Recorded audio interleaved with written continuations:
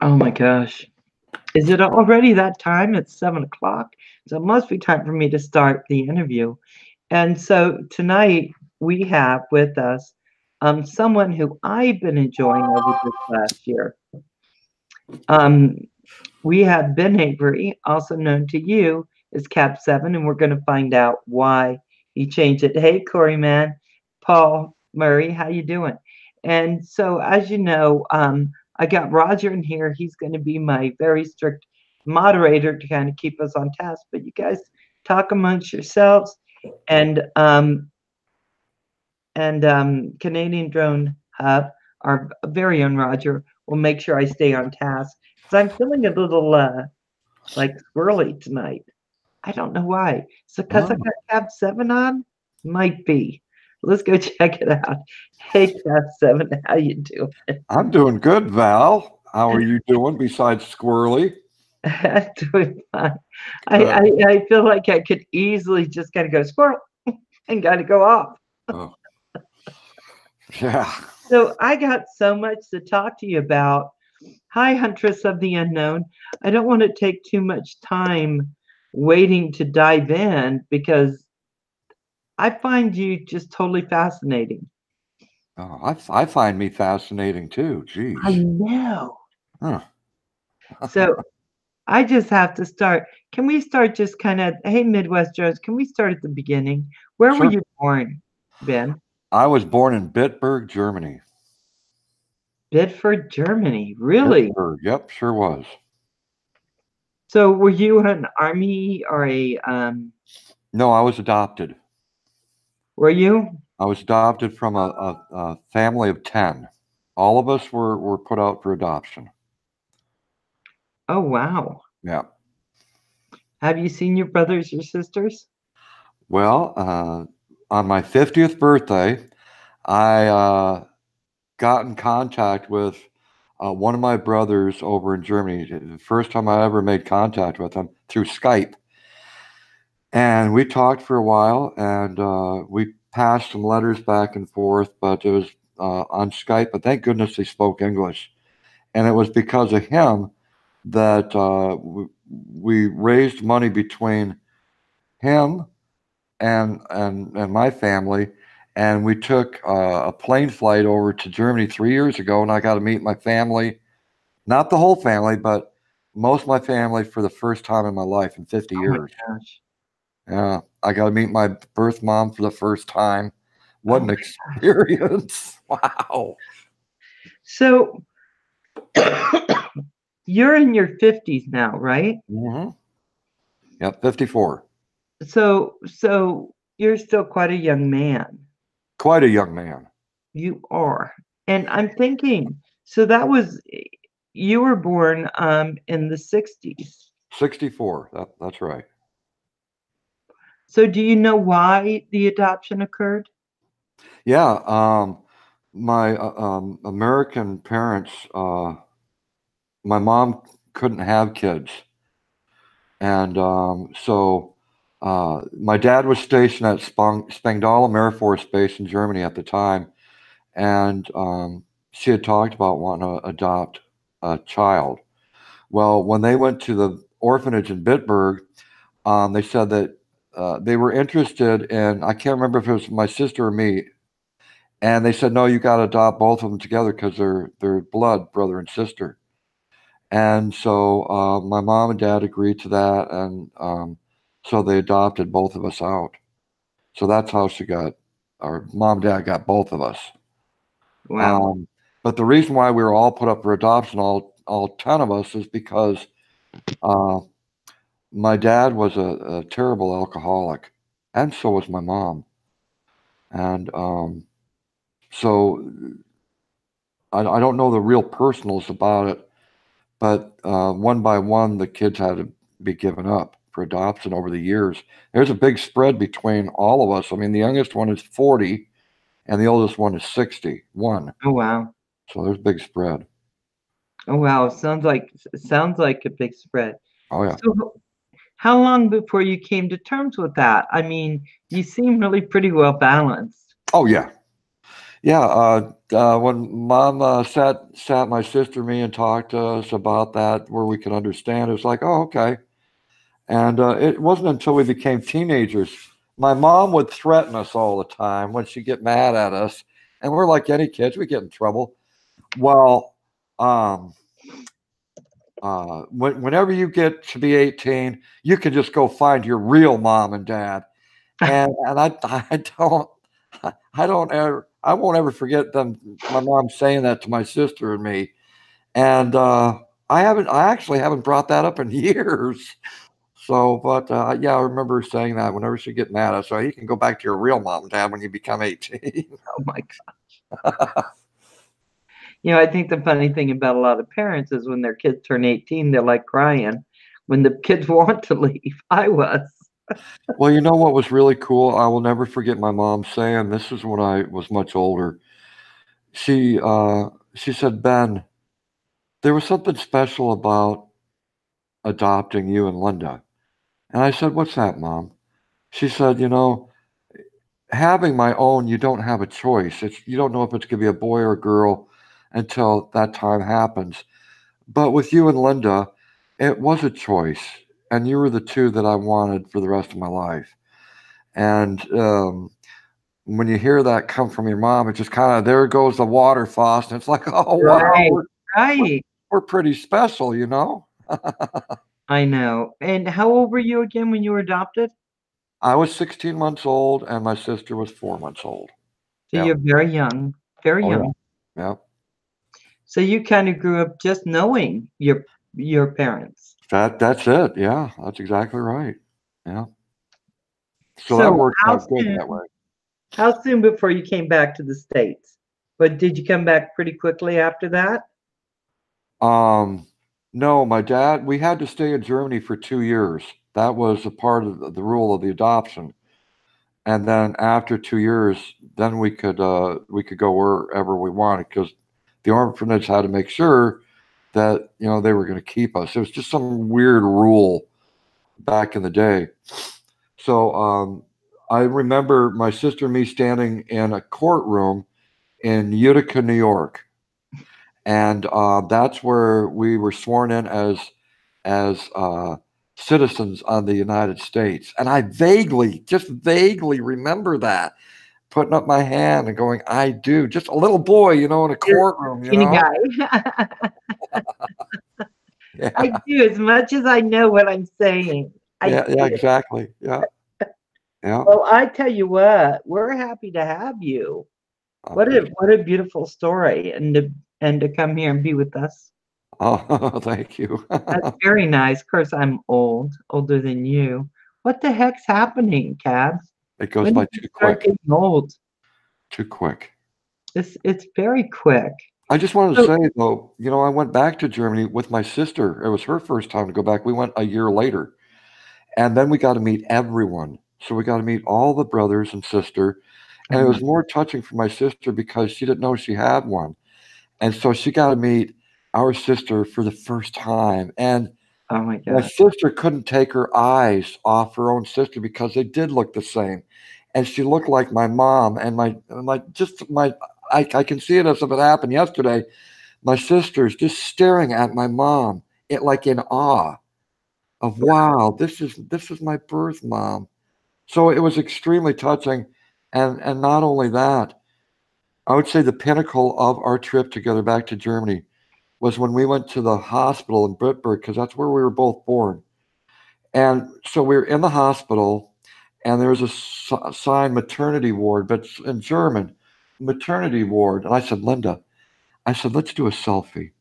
I said, we need to do this picture 50 years later. And so we did. We stood in front of that sign in the same hospital that we were born in and took that selfie Oh, of both nice. of us. Yeah. Oh, how nice. Yeah. That is so cool. Hi, Francis. How you doing, darling? So let me say hi to a couple people. Sure. First, we have Roger in the house. Uh, Jewish redneck preppers. Shalom. I'm glad you're here. Drone shots, hunters of the unknown. We also had some others. Hey, the redneck guys. Oh, is that my manic? Are you my manic? Yes. And let's see. Drone shot. Midwest Drones, you still here? Yeah, sorry. You know, when I do these, I just talk to the person I'm interviewing, so I'm trying to be Oh, I understand. hostess. Story of Dory. How are you, my darling? Let's see. And Paul. My Paul's in here. Very nice. I'm not seeing Kim. So Canadian Drone Hub. I'm just telling you. Where's Kim? Is he off and is still curled up in the fetal? Oh, there he is. I meant sitting there getting ready to come on. Oh no. Hey, Kim. Hey Kim, how you doing? The joke was on you, Val. Hey, Phantom Flight 101. James Ward, how you doing, darling? Um, so I'm going to go back. Everyone's saying hi to you. And you're saying, so, hey, everyone. So That's let me right. ask you a couple questions. So growing up, were you growing up in, oh my God, Kim. Hey, choo choo, night train. I'm sorry. Okay, I'm concentrating here now. When you were growing up, what state did you grow up in? Was it Pennsylvania? No. I grew up in the state of Montana. I spent 20 years of my life there because my dad was stationed at Malmstrom Air Force Base. Okay. So that's where I grew up most of my life. All my school years, except kindergarten, was there in Montana. Yeah, Wow. yeah. But we lived in New York State. We lived in Montana, and we lived in Virginia. Lived in Oregon, and we lived in Florida. Was that all because of his Air Force service? No, two of them were Oregon and then Montana. Yeah, yeah. My dad was in the Air Force during the Cold War. He Go Air Force. was a navigator and he was flying the Russian border. That's what. Oh, wow. So that's how I ended up in all different parts of California, and of course, you know, we were born in different places. Oh, yeah. Yeah, because of the Air Force. But by the time I knew what was going on, he was home and out of the Air Force, and I was like, ah. So, yeah. So you were in the Air Force. Oh, What yeah. made you go to the Air Force? Was it because of your dad being in the Air Force? No. My dad was, I moved from Montana out to Virginia Beach and Virginia. And when I got out there, because I wanted to be close to my family again. So when I got out there, finding employment, it wasn't so easy as I thought it would be. So my dad was getting upset with me, and he's starting to, I mean, really clamp down. He said, "If you can't find a job, you're out of here." And I went, "Okay, that's fine." How So old were you? I did get jobs. I worked at 7-Eleven, and I worked at a department store for a while. But At 7. How old were you when this was happening? oh, this was much later. It was 1990. Oh, geez. I can't, I think it was 1995, 96. I can't remember the exact year. So It were might you have in been, your it late might have been, 30s? that was before that. I don't remember when that, oh no, we left Montana as a family. That's right. And that was 1985. So it was 1985. Then we moved to Florida, couldn't find work. And then we ended up in Virginia Beach where my sister was, and we all ended up living with her. Well, that's where my dad got upset with me. And, um, I worked for the 7-Eleven stores and I worked for Zehrs for a while. But then after that, I was unemployed for a while, and there was my dad again getting on my case. And I said, "Okay, I'll fix you." And so I went over to the Air Force Recruitment Center and I said, "Do you have any job openings?" That's Well, plenty. We got plenty here. right. That's right. Lot. Sign here. Oh my gosh. Yeah. So yeah, it was in 1987 that I signed up for the military, and they were happy to take me in. Oh my gosh. So you were only like 20 or something. I was You were 23 when I went in. Yeah, you were still a very young man. I'm sorry, it's this cold thing still. But I worked for 7-Eleven for a while too. Oh yeah. I think all of us out east at one time or another have worked for 7-Eleven. Oh my What God, I a will not terrible place do it. to work for. You know what's really odd? The shift that I worked on was the night shift. Now the store is called 7-Eleven. Well, my shift was 11 to 7. That was me. Yep, yep. It was an easier shift, and you had plenty of time to get your shift work done throughout the night. And there's usually no customers that come in, but in Virginia Beach, that's a big city. You get used to the weird people that come off the ocean front. Oh yeah, yeah. I've Wow. been to Virginia Beach. I spent a lot of my years in Maryland, and then I'd go visit my grandma down South Carolina. Mm, So Virginia, I was always going through Virginia. Virginia was sure. beautiful, but Oh yeah, yeah. Virginia Beach, lots of odd. Anytime it's the beach, right? Yeah, exactly. So you got that really beautiful uniform. Yes.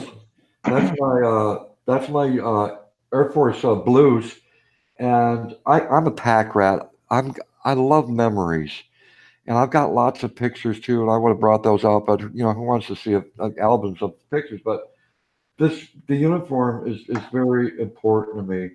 I've got my dad's retirement papers, and I think it was because of my dad's retirement papers. Uh, I got those in 1975. That's when he retired Oh from wow. Melstrom Air Force Base. And matter of fact, that was the base I got stationed at. Not only that, my dad was a cook in the United States Air Force. That was my career field. I was a cook. And believe it or not, my dad retired in 75. I was stationed at the base in 87, and they still remembered my dad. Oh wow. There were still people at the squadron that remembered my dad. And Wow. I worked at the same chow hall that he did. Now, what are the Nice, chances of that? nice, nice. But I got out as a senior airman, which no longer exists. It's a buck sergeant now. Okay. Yeah. So you have a uniform that I heard about in Oh one yeah. of Roger's streams next to it. You were an Eagle Scout. I sure was. I made the rank of Eagle only because of my dad. There was too many times I wanted to quit scouts, and I think it was because of my dad. He was hard ass, and being assistant scoutmaster, he was always kicking me in the butt. I started out with the Cub Scouts, made all the ranks of bear and wolf, and I can't remember what the other one was. There's bear, wolf. I think there was like 3 or 4 of them, but I made all those ranks. Wasn't And there a Weeblo somewhere in there? Weeblo was the next scouting program after Cub Scouts. And it was then that my mom was a den leader. Oh wow. So I got it from her. So I had to deal with that. So the Cub Scouts into the Weeblos and then into the Boy Scouts. And matter of fact, I love the camping. I think that's why I like the outdoors so much, because it did involve a lot of outdoors activities, a lot of camping trips. And there's um, this arrow here. I don't know how well you can see that, but this arrow, it's called the Order of the Arrow. And my dad and me, this is very special to me because my dad and me, it was at a camp out. They call it the tap out, Order of the Arrow tap out, which means that you were voted into this special group. And it's based on Native American origins. And so my dad and me were tapped out the one night at this weekend camp out, and it was all Native American oriented, and we both became members of the Order of the Arrow. I will never forget that. It was so special to me, and I think that's why I feel such um, a closeness to people that are Native American. My best friends in the whole world happen to be Native American. My best friends. Yeah. So, so isn't it funny how when our parents are dragging us through all the stuff that they want us to keep doing, and we fight and we drag our heels, it ends up being some of our best memories. And it is, you know, I can look back now as an adult. As a kid, you don't have the mindset that you do as an adult. And I can look back now, and I thank my parents for those two uniforms behind me. And I had a pretty decent life. I wasn't the perfect kid. It wasn't Leave It to Beaver, but I think I was really blessed by the parents that adopted me. Truly blessed. Yeah, they kept me in Ninth line. grade is saying Order of the Arrow ceremony is awesome. Oh, it is. It's beautiful. Yeah. Absolutely. Oh my gosh. It's, and I think I was a Girl Scout for a minute, a Brownie or something like that Oh yeah. for all of a minute. I didn't fit into groups that well. Can you imagine that? I'm just like, what? Wow. Me? Wow. I did not. Wow. Okay. Sorry, I don't know why I can't beat this thing. So you were a Boy Scout in an Eagle, Right. Eagle Scout. That's You right. went into the military. So Right. you led kind of a pristine life of just goodness.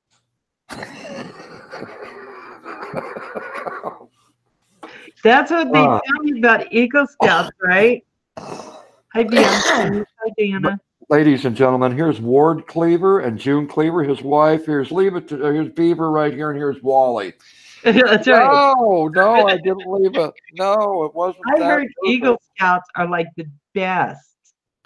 They never do anything wrong, Cap. Well, yeah, there's a lot of you have to fit into a lot of qualifications to make that rank of Eagle. And the last step of making Eagle is to do an Eagle project. And my project was to beautify a part of the city.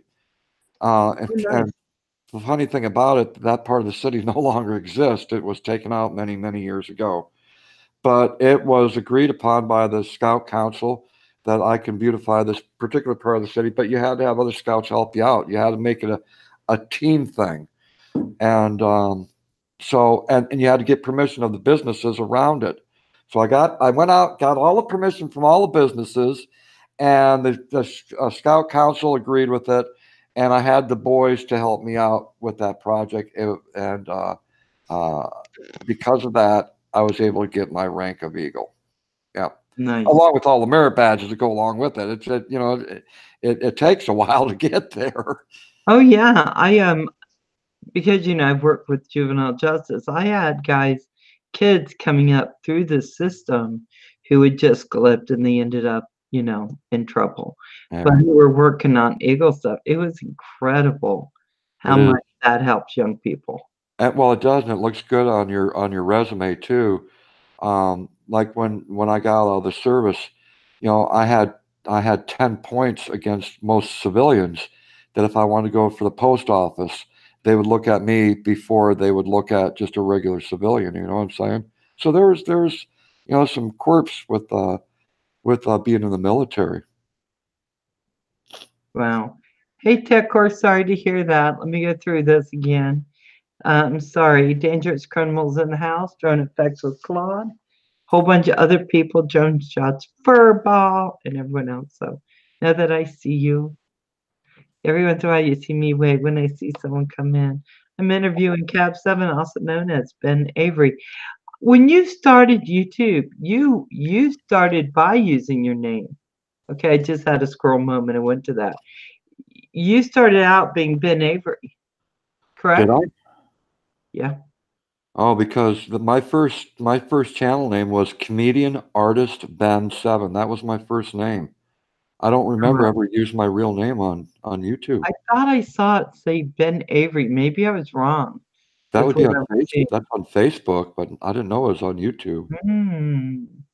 Huh. I'm gonna go back and look. Yeah. So what made you go with Cab 7? There was a person that I was friends with here on YouTube that said, Ben, that's a long name to type out for most people. Why don't we shorten it up a bit? And I said, how are we going to do that? We're doing a great interview. Look at that. Roger. You didn't have to do that. Thank you. And she said, why don't we shorten it up to Cab 7? C for comedian, A for artist, and B for Ben. And my favorite number is 7. And that's what I went with. So I've been Cab 7 ever since. Oh my gosh. That's nice. Yeah. Bye, Diana. Thank you for coming in. Oh, Nature's Beauty. I like that channel. I like Hey, all these. Nature's Beauty, how you doing? So you came through, you went into the Air Force. Yeah. What did you do after the Air Force? See, I got out in 91, so I moved to a town called Missoula, Montana. And out in Missoula, Montana, I stayed in the state. So I went to the Forest Service, National Forest Service, because I had 10% over civilians. They had some openings, and I ended up becoming a civilian contractor for the Lolo National Forest. And oh man, the dream job of dream jobs, because I love being in nature and love the mountains. And they hired me as a civilian contractor to do things around the forest. So they gave me a truck, a CB. I had all the utensils I needed, all the gas that I needed, and they'd give me a map and say, you need to go to these coordinates, these coordinates, these coordinates. You need to check out this fire lookout. You need to check out this campsite, this day site. And that's what I did. And it was a blast. Oh, wow. You know, so the forest, did I just call it blurry? The forest between Idaho and Montana, very, very, very similar because we're right together. It is. Yeah, it's right on the We have border. some beautiful forests. Oh, yeah. Matter of fact, the Lolo National Forest is right on the border of Idaho and Montana, and there's a pass between the two states called Lolo Pass. Yeah, I've been over it many times. Yeah, so, but you're not there now. You're No, not. no, I'm in Pennsylvania. What the hell? I know. What is that about, Cab 7? Yeah. What is that about? You could be out here with us, with me. I'd We could love be to be running back through up the there. forest. Wow. Well, my sisters and a lot of my family still lives out in Montana. My sister lives 60 miles outside of Yellowstone Park, and in a town called Absaroka, south of Columbus, Montana.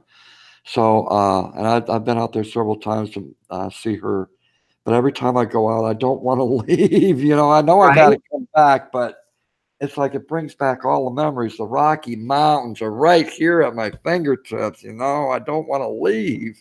It's very hard to leave. It And is. when I find that when I come back to Idaho, after I've been traveling, I'm just so happy to come home. Oh yeah, They're a yeah. little bit slower. And out east, where I was raised almost all my whole life, for the first half of my life, certainly. Yeah. It was pretty busy out there, Ben. I spent a lot of time in Pennsylvania. Yeah, I mean, I've gotten used to Pennsylvania. You know, I've been to every state park in the state because I'm also a nature photographer. So I spent a couple of years driving to all the state parks in the state, and it's not a small state, but I think I did it because I was missing Montana so much. Right. It's like this isn't like there, Ben. You know, this is totally different. But it kind of wore on me. So it fills in a blank spot. Once you leave the state of Montana, for me at least, um, it it left a big gap. It does. I know for a long time when I left Maryland, I was so homesick. But Yeah. Idaho, it just grows on me. Now, did you live in the mountains by Boise or? I live in Garden City, right? Boise's on both sides of it. It surrounds Garden. Okay. Okay. Yeah, I So was used the to. hills, I can go hike there anytime I want. I spend some time in the mountains, go up to McCall, New Meadows, on a. See, I was real familiar with Spokane, and so you'd have to go through Coeur d'Alene, you know, and the big lake in Coeur d'Alene Lake. Oh my goodness! but absolutely beautiful. It doesn't take too long to go across a little tiny stick of the top of Idaho, you know. Yep. But even so, it's absolutely beautiful, that road trip from Missoula, Montana to Spokane out to Seattle. My ex-in-laws had a cabin on Coeur d'Alene Lake. Oh, I man. spent a few Oh, summers up there. I know. And then you divorce, and they're like, "What are you doing here? Aren't we still doing this?" yeah. Oh, yeah. They're like, "No." But I know, yeah. So, yeah, Coeur d'Alene's gorgeous. It It is is. beautiful, beautiful. Um, so you end up moving to Pennsylvania. Mm-hmm. What got you in Pennsylvania? Marlowe. Marlo? Okay. Yeah, sure did. Um, it was a part of my life. I'd been single for about 3 years, and I didn't really want anyone in my life anymore. I figured that at at I think it was like 39, I was like, no, I'm done. People people can hurt you a whole bunch, That's and right. finding that true love out there, and then it doesn't work out, and it's like, oh, I don't need this battering, just stay single. Um, but I did find Marlo, and it came around at the right time because my mom passed away in 2005, and it devastated me. It really did. It devastated me because she was the one that came to an orphanage many years earlier and said, "I want you." Um, and then 8 short months later, my dad died. They were together for 44 years. But my promise was to take care of them in their older years. And I bought a house on the eastern shore of Virginia, about 25 miles north of them. And we became pretty close in those later years. But after mom died, I remember him saying one particular statement to me. He said, "Ben, you became my backbone." Since since my best friend died, you don't forget those kind of words. And Yeah, so I took in my dad for that short period of time, not knowing that he was going to pass soon. And he spent a lot of his time just sitting there thinking, and you didn't know what was going across his mind. I mean, 44 years to spend with the same person. Uh, it changes your life. And so, yeah, I became his backbone. But then he passed away. And it was through that Marlo was my rejuvenation. I needed that strength because I was weak. I just lost my parents. Um, and so I put my house up for sale and it wouldn't sell. It was a okay. bad time to try to sell your house. At 2008, the market crashed. And there was one point in that period that I was trying to sell my house that I wanted to commit suicide. It was that bad. It really was. So many bad things happened. The roof of my garage started leaking. That was going to be thousands to fix. My well pump uh, stopped working. And then the fuel oil bill was due. That was $700. Everything just happened at once. And it's like, I can't handle this. It was just too much. And the realtor said, "Ben, don't do it." And I became fast friends with the realtors. "Don't do it, Ben. It's not worth it. We'll get your house sold." Well, it never did sell. It didn't. It went up for auction. Hmm. And it was devastating. As I packed up that house, um, I was walking away from my first home. Everything that I put into that place, the gardens and the interior that we fixed up. I mean, just so much work and love that was put into that place. And I drove away from it for the last time. and not knowing what the future was going to hold. And I ended up here where Marlo is. So, true love will take you to all parts of the world. Yeah, well, And this yeah, is where Marlo was, and that's where I needed to be. So, and we've been together ever since 2005. nice. Yeah. Okay, really quick, guys. Let me say hi. We had a raid come in, aerial views. Thank you so much, guys. We love you. You know that. Centroid is in, Nature's Beauty. Carpenter Rick, how you doing? Drone shot still here. I appreciate it. Jerry's in, proper FPV. Phantom Hodges drone, how you doing? Of course, Manic, which is the Redneck channel. How you doing? Kings of Darwin, good morning. Drone tread on me. Hello, hello, hello. So thank you all for coming in. I gotta say, when parents pass away, I can't. I'm still not over my mama dying 2 years ago. I'm still not over it. Yeah. It kills me every time I think about it. We were never very close. We were at the end. I spent a lot of time flying back to Maryland, back and forth. Oh, yeah. To spend time with her. I mean, 6 months, I think I was out there 6 times. I just kept going out, and I haven't gotten over it, so. Yeah. That's why your story is kind of bringing tears to my eyes, because I'm feeling it, Ben. Well, because the situation was so unique of being adopted, and then hearing that story, from your parent, hey, I picked you up, and that makes you special, more so than given a natural birth. You don't forget that. And so all those memories, they go by really quick in front of you.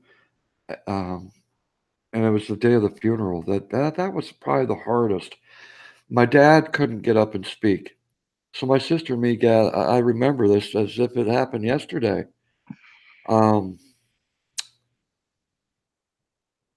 got up in front of all our relatives, and I spoke of my mom. Her casket's behind me, and it's open. And I know it that she's there, but I don't look back, and I'm just talking to all the people in front. And I remember my dad looking at me, and it was kind of like a blank stare, because I think he was still trying to get over what had just had happened. Right. And I looked out over everyone, and I said, I want to do something for my dad. I don't know where that came from, but I said, I want to do something for my dad. And my dad kind of perked up a little bit. And I said, I want to sing this song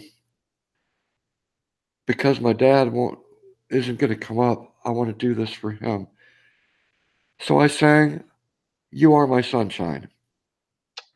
And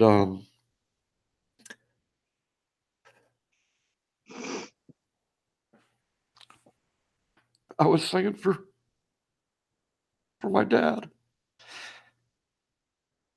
as if he were singing to mom.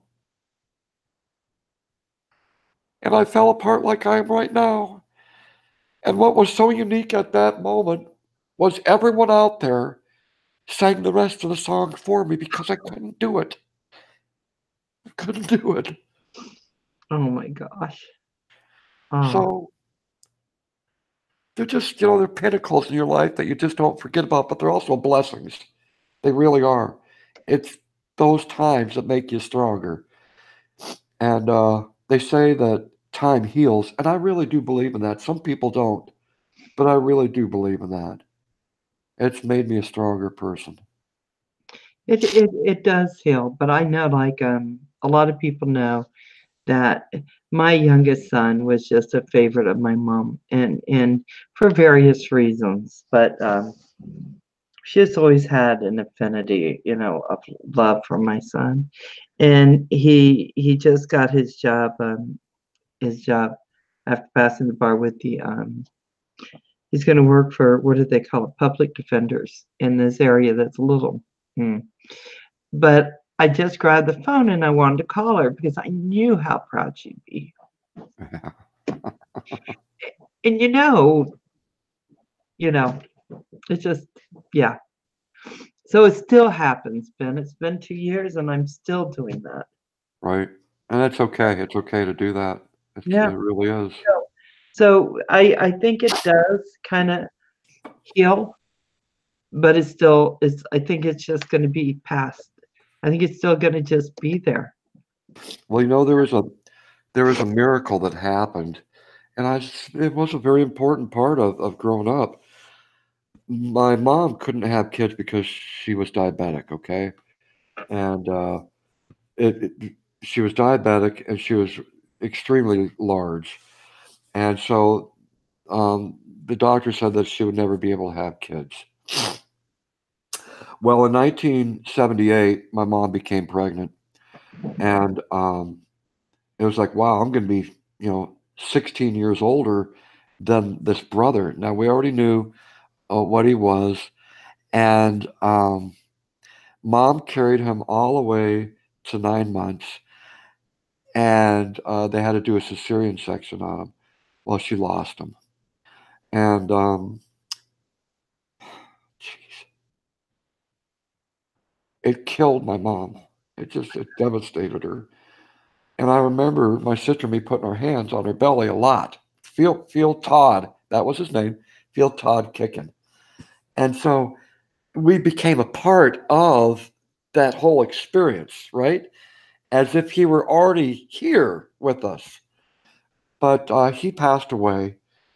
And it wasn't long after mom became pregnant again, which complete miracle. And she ended up having my brother Robbie, and he was born a month premature. So he was in an incubator for a month, and then he was brought home for the first day. And it was during winter time, and Dad was carrying him. We got home, get out of the vehicle, and we start going up the stairs, and Dad accidentally slipped on ice and dropped him. Oh, Jesus. And he fell on his head and fractured his skull. And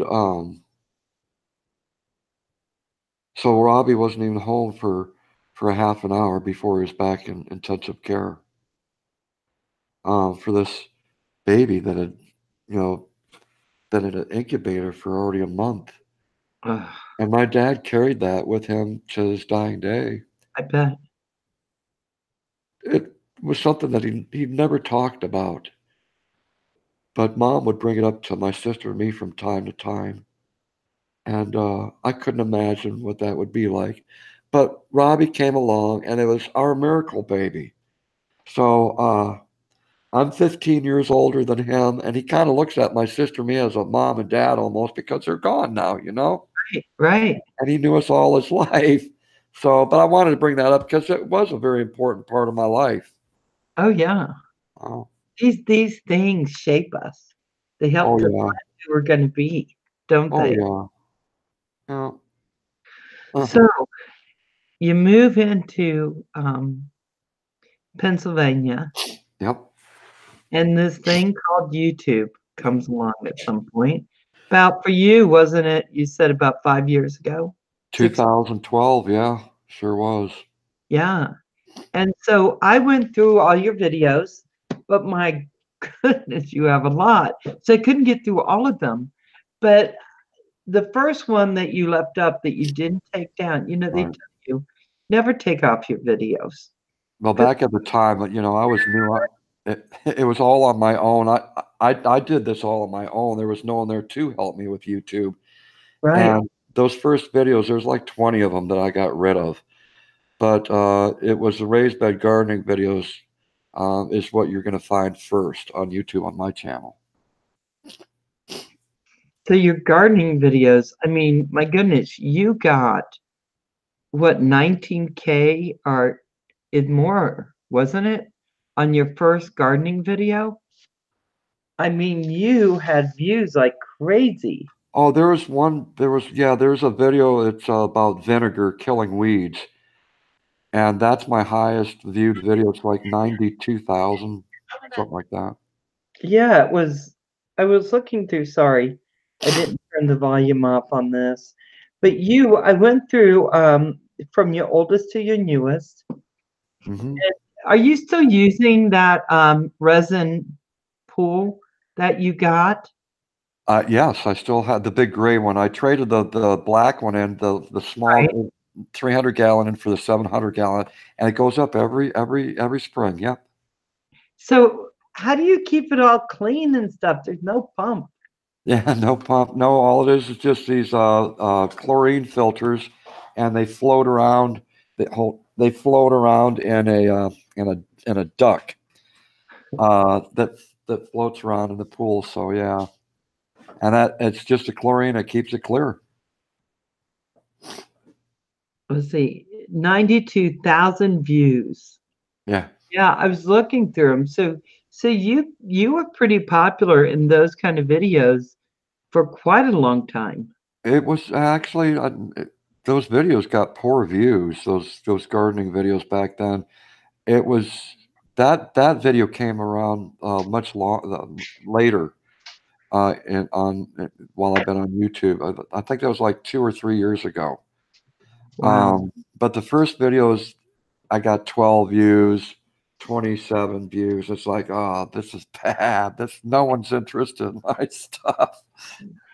You know, when I went on, I think I had like 10 views for the first one. And I was pretty sure it was me watching it because I don't think anyone else did. Yeah. Yeah, I know what you mean. I know what you mean. So I was wondering. So Dangerous Criminal said he was born in Scranton, Pennsylvania. Oh yeah, Office. been there many times. Little Dumpling, hi. I love Little Dumpling. So you moved up, you started doing your house. How long before you got your house when you got into Pennsylvania? Oh, let's see. I got into Pennsylvania in 2009, and I think it was 2, 3, 9, 10, 11. I moved here in this house 2012. Wow. I moved in this house. That's when I started. No, I started YouTube before that. I was doing YouTube on the Eastern Shore, wasn't I? I wasn't doing it on the Eastern Shore. Okay, so I was doing YouTube, I guess, when I moved in this house. Yeah. Wow. I wanted to say hello to everyone. I don't want any of you to feel like I'm ignoring you. I'm not, but it's good to see you all here, and thank you for coming here to support Val and myself, and of course Roger, who's keeping it very safe here. Yes, I think he's actually sleeping, but Oh, that's always nice. Nah, nah, oh nah. no, he's looking at me. Sorry, Roger, I didn't know that. So, hey, ask Ben how many paintings he does a month. How many paintings do you do a month, Ben? Oh, wow. I'm lucky if I do one painting every 2 months. Yeah, I just started getting back into it again here recently, probably about the last 6, 8 months. But normally I love to paint, but I got to be in the mood. And this painting that's sitting behind me had been sitting there for a month. And just the other day, yesterday or day before, I put some pine trees into it. I added some trees into it. And I just got to be in the mood. I'm not like Bob Ross, where you can take a half an hour show and do a painting and it's voila. Yeah. And do all the happy trees and have them done, right? Exactly. It isn't as easy. I used to watch him all the time. Oh, I loved him. So I want to talk to you a little bit about YouTube and some of the stuff that happens on YouTube. Because Oh, I thought YouTube was going to be different than real life. mm. I don't know, Ben, why I had that impression. But I really did think it was going to be different. I thought, we all go on. Hey, Bar Boys. Nature. Okay, I'm getting really squirrely. Sorry. Hi, everyone. Hey, Barrel Boy. I thought it was going to be where you go on, you produce content, people watch it, you watch your stuff you want to watch, And it's turned out to be very different than that. So a lot of the people who subscribe to the channels are also creators, which I didn't know that's the way it was. But some of them aren't that nice. Why should I be shocked? I mean, I've worked in juvenile justice. I've worked with all kinds of different support groups for mental health, all kinds of things. And yet, for some reason, I thought this was like the space. Yeah, no, my story is kind of different than other people's. Um, if I would have known that YouTube was going to be the way it has been, I would have never came here. I would have never started a channel ever. For what I've went through, I mean, I've went through some very bad times, and I'm the kind of person that I'm not afraid to say anything, and I'll stick up for justice. And sometimes you get yourself in trouble for sticking up for people who are too afraid to fend for themselves. And but I went through some very bad times. I went through some people that they bullied me for a long time, for 10 months, and they would not. It was like a pit bull grabbing onto another dog. When a pit bull grabs onto you, it doesn't let go. It doesn't. And that's the way it was for 10 months. It was living hell. I won't ever forget it. And then the next experience happened. And these were channels that were bigger than me. They were taking me on. And there was one point that I made a video, and it was called The Last Curtain or Final Curtain. And I said goodbye to everyone. I said, this is it. I don't need this. I don't deserve this. People are the shit. People are really the shit. And it's hard to believe how cold and callous people can truly be to others that they don't even know you. They don't know what your life is like off of YouTube. And a lot of people don't take that into consideration. All they see is a creator here on the tube, and they assume everything right there. That's how they judge you, is by what they see on the tube. But they're not there when the camera's turned off. They don't know what you go through. And for some of these people and the stuff that they went through, I feel so sorry for them.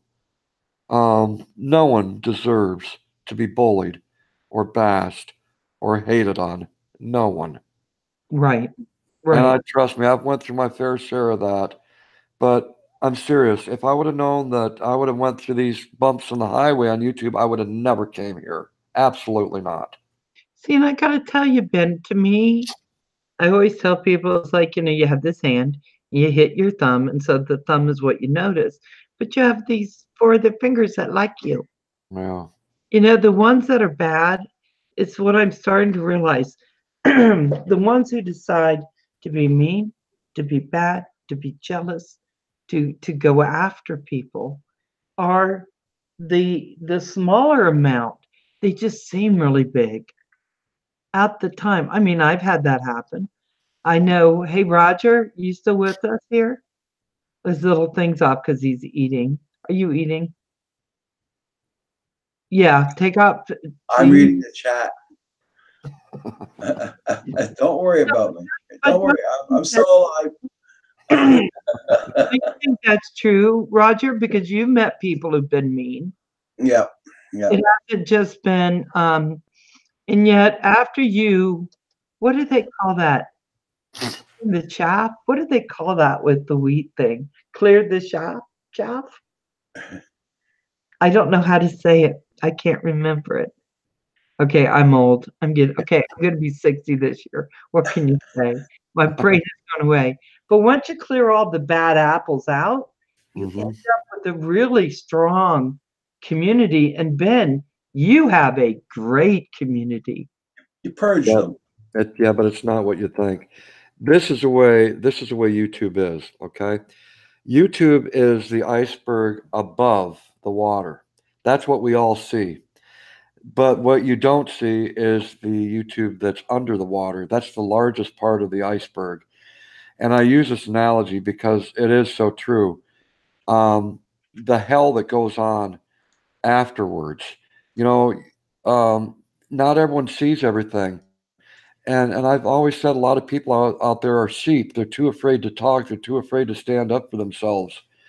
And I'm one person that's not. I've become calloused to this platform. I've become very calloused because of the hate that's out there.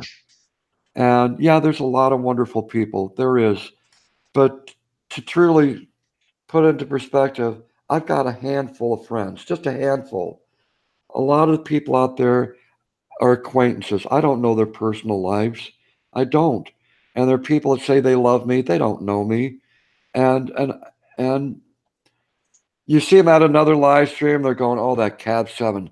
Oh, that Cab 7, this Cab 7, that." And I'm a lurker. There's a lot of things that you do see. But people, they're blind to the fact. They really are. They're blind to the fact. What's really out there, what's underneath the surface of the water. It's not a good place. It really isn't. I'm going through something now. I don't need YouTube. You know, my retirement pays my bills. I don't need to worry about that. This was just something to fill in a blank spot. And so I could walk away from it at any time, but now I'm at the point it would be very difficult to do that because what I do here on YouTube, I'm passionate about people. I am very passionate about people and I care about them. And I can relate to a lot of people because of what I've went through in my own life. And so it would be very difficult to walk away now. So I'm kind of at this, what am I supposed to do? What's it going to take for me to finally leave YouTube? And I have a feeling I know what it's going to be. I'm not going to say it, but I have a feeling I know what it's going to be. And when this event does, or if or when it does happen, it's over. I'm done. You know, I know it seems like a lot of YouTubers get to this place where they have quite a few subscribers, and then by the time they get there, they do leave because of some of the painful stuff that happens. I think I've gotten to the point where Drone Pool saying people are afraid to take a stand for what's right because they're afraid to get labeled. I labeled them as cowards. Drone Pool. Okay, I love me some Drone Pool because when I was going through my stuff, Drone Pool, Kim, a lot of people stood with me. And that made me realize that it was a thumb that got hit, but there's a lot of other stuff that's still pretty good. And so I just decided it is what it is. But Right. then, I don't know what to I've say. really went through some bad stuff when people start pulling your family into it. Oh, yeah. That's going overboard. They're innocent. They have nothing to do with YouTube. But when you're threatened, which I've been threatened too, it's like, wow, who would have ever guessed that when I joined this platform, that you would meet people um, uh, in the first place. I never thought I'd meet people. It was like I'm going to do videos and people make comments on it, and that was it, you know. But with that came people going, I like this, and you get into a conversation, then all of a sudden you start knowing people, and then that spreads out like wildfire. I would have never guessed that. But you got to remember that this world comes with all sorts of different people. Not everyone's the same as you. And not everyone's like-minded. There's going to be people that aren't going to like you. There are going to be people that are going to hate on you, and for no reason, for absolutely no reason at all. I don't get that, but that's the way it is. That's the way the world is. Mhm. So, Yeah, That's true. yeah. I'm going to tell you, Cap 7, it is. What, Roger? That's true. What Cab just said. Yeah, Roger has a really good way. He just goes, kicks him out, be done. He just keeps going. yeah, Roger, um, he can just, but it is hard when they bring the family into it, oh yeah, when they bring the things around you into it, or they decide that you think you're better than them for whatever their reason is, right, right? And they attack you for that. But honestly, Cab 7, you run a really great stream. I get what you're saying because there are a lot of very judgmental people judging things that aren't Yeah, judgeable. I don't know how to say it. That just don't make the mark right. of what we should be judging. I told you before we started that one thing that made me pretty good at what I was doing when I was working with juveniles and their families, and I still have some work, is I just go to their environment and stop thinking they need to be in mine.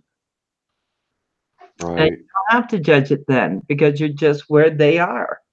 And I think that people forget that. They want to judge people based on what they think, what they say. Well, let me tell you how bad it is. This is how bad it is for me. Now, I've probably got more than anyone else blocked. I've got 5,100 people blocked on YouTube.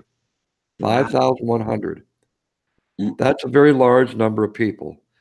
And these people are the epitome of hate. They're epitome of prejudice, of bullying.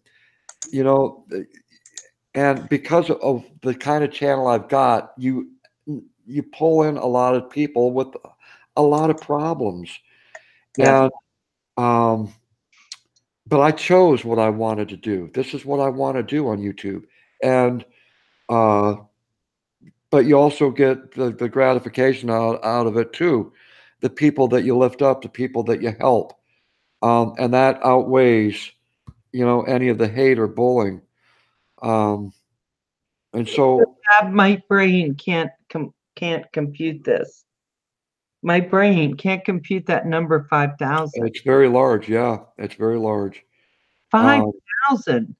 yeah, there's that. Well, like I said, for the kind of channel I got, you bring in most of. I'm going to say most of the people that connect with me are living with anxiety, are living with depression, are living with the weight of the world on their shoulders. Right. And because I've got that particular kind of channel that, hey, I accept you as you are. I've been through all my stuff too. And somehow I can relate with a lot of different people, right? Yes. And so you're going to get the people that are not feeling too well and try to get help from you or try to take advantage of you because of the kind of person you are. And so it's something I got to deal with on a daily basis. I constantly get hate. And people don't realize that. And No, so I didn't, Ben, because you are so sweet and kind to people. I I try to be. channel. Sometimes I just lurk and I watch it and everyone, yeah, that is amazing to me. Well, Amazing. well, there's people out there that they're looking for that pick me up. And when you can't be that magic, they tend to get mad at you. So I can imagine what they went through before they met me, trying to get help from some other places. And when they can't get that help, they do go extreme. Yeah. And it's like, whoa, wow. Um, are you getting medical attention for this? And I take that very serious. Are you getting medical attention for this? Because you shouldn't be on this platform because you think about it. They're attacking you. How many other people are they attacking besides you? It's not just you. It's a lot of other people. Yep. Yep. Yeah. I guess I see what you're saying because I've seen it where they go after one person and then a channel will go after another person. The minute they're gone, they go after another one, and they kind of play this game. But I haven't seen yet. I've seen in real life. I mean, and I say that kind of tongue in cheek. But when you're moving, you're pushing things forward for the betterment of what's going on. Some people can hate on that pretty darn hard. They like things just the way they are. They don't want change. They don't want anything that changes anything. They like their hate. They like the way they talk about their hate, and they don't want to hear anything else. Well, see, there's always two sides to a confrontation, And what people need to think about is you got you and your followers. There's going to be people that are going to protect you, be at your side, because they know how you are as a person. But then you got the person that you're being confronted with. They've got their friends, and they know that person. And so not only do you get the person that's confronting you, you're getting their friends as well. So what was supposed to be a confrontation between two people is now a big, huge fight. One side of a channel, their community going against your community. So it's not just that one person, and the things like the back and forth that you get, the hate, and it's a mob mentality. It's terrible that it's that way, but it's true. Do you think, Cab, it's because we're doing communities now? Before this platform started really taking on live stream like it is now, we would have we put our content up like your garden, and people would watch or subscribe to get another garden thing. Yeah. And there was nothing really to hate on. Right. I mean, they still could, but now we're actually producing these communities, like Jeanette Pickering's in the house, right? Yeah. Jeanette has a really strong community, Journey About North. All these people are getting these communities, and it only takes one person within that community to start being subversive without you knowing it. I'm sorry. It just does. I think that that's one of the things that we go in. If they decide they're in your community and they want your community, then they just slowly start working on getting it. Oh yeah. Well, I've got an event going on right now, and it's a little disturbing because it's from a person that I would have never expected to come after me, and they're using their people as, and I call them minions. The ones that, I'm sorry, but I do. It's like that Wicked Witch and her little monkey flying monkeys, you know? And so the little flying monkeys, yeah, they go to your subscribers, or they attack you personally. And it's like, I'm not stupid. I know where you just came from. You know, the Wicked Witch. That's where you came from. You're not being cunning. You're not being yeah, smart. I know where the source is. So, but you can ignore these people, and you can ignore them, and you can ignore them because that's what you're supposed to do, right? You take the higher ground. And so I can take the higher ground, but I can't ignore them. I'm human just like anyone else. I do notice it, just like anyone else does. So it can wear on me. It can wear on me. And then that's when I have to stand up. I got to stand up, and I do a video. I hate to do them, but sometimes I got to do these videos where it's like, okay, we need to sit down and talk. Now here comes the tough love kind of Ben out on the community. I have watched quite a few of your tough loves. In fact, today I did one where I watched one where I think it was from probably one of your very first having to straighten things out, right? Right. Yeah, and I gotta tell you, good show.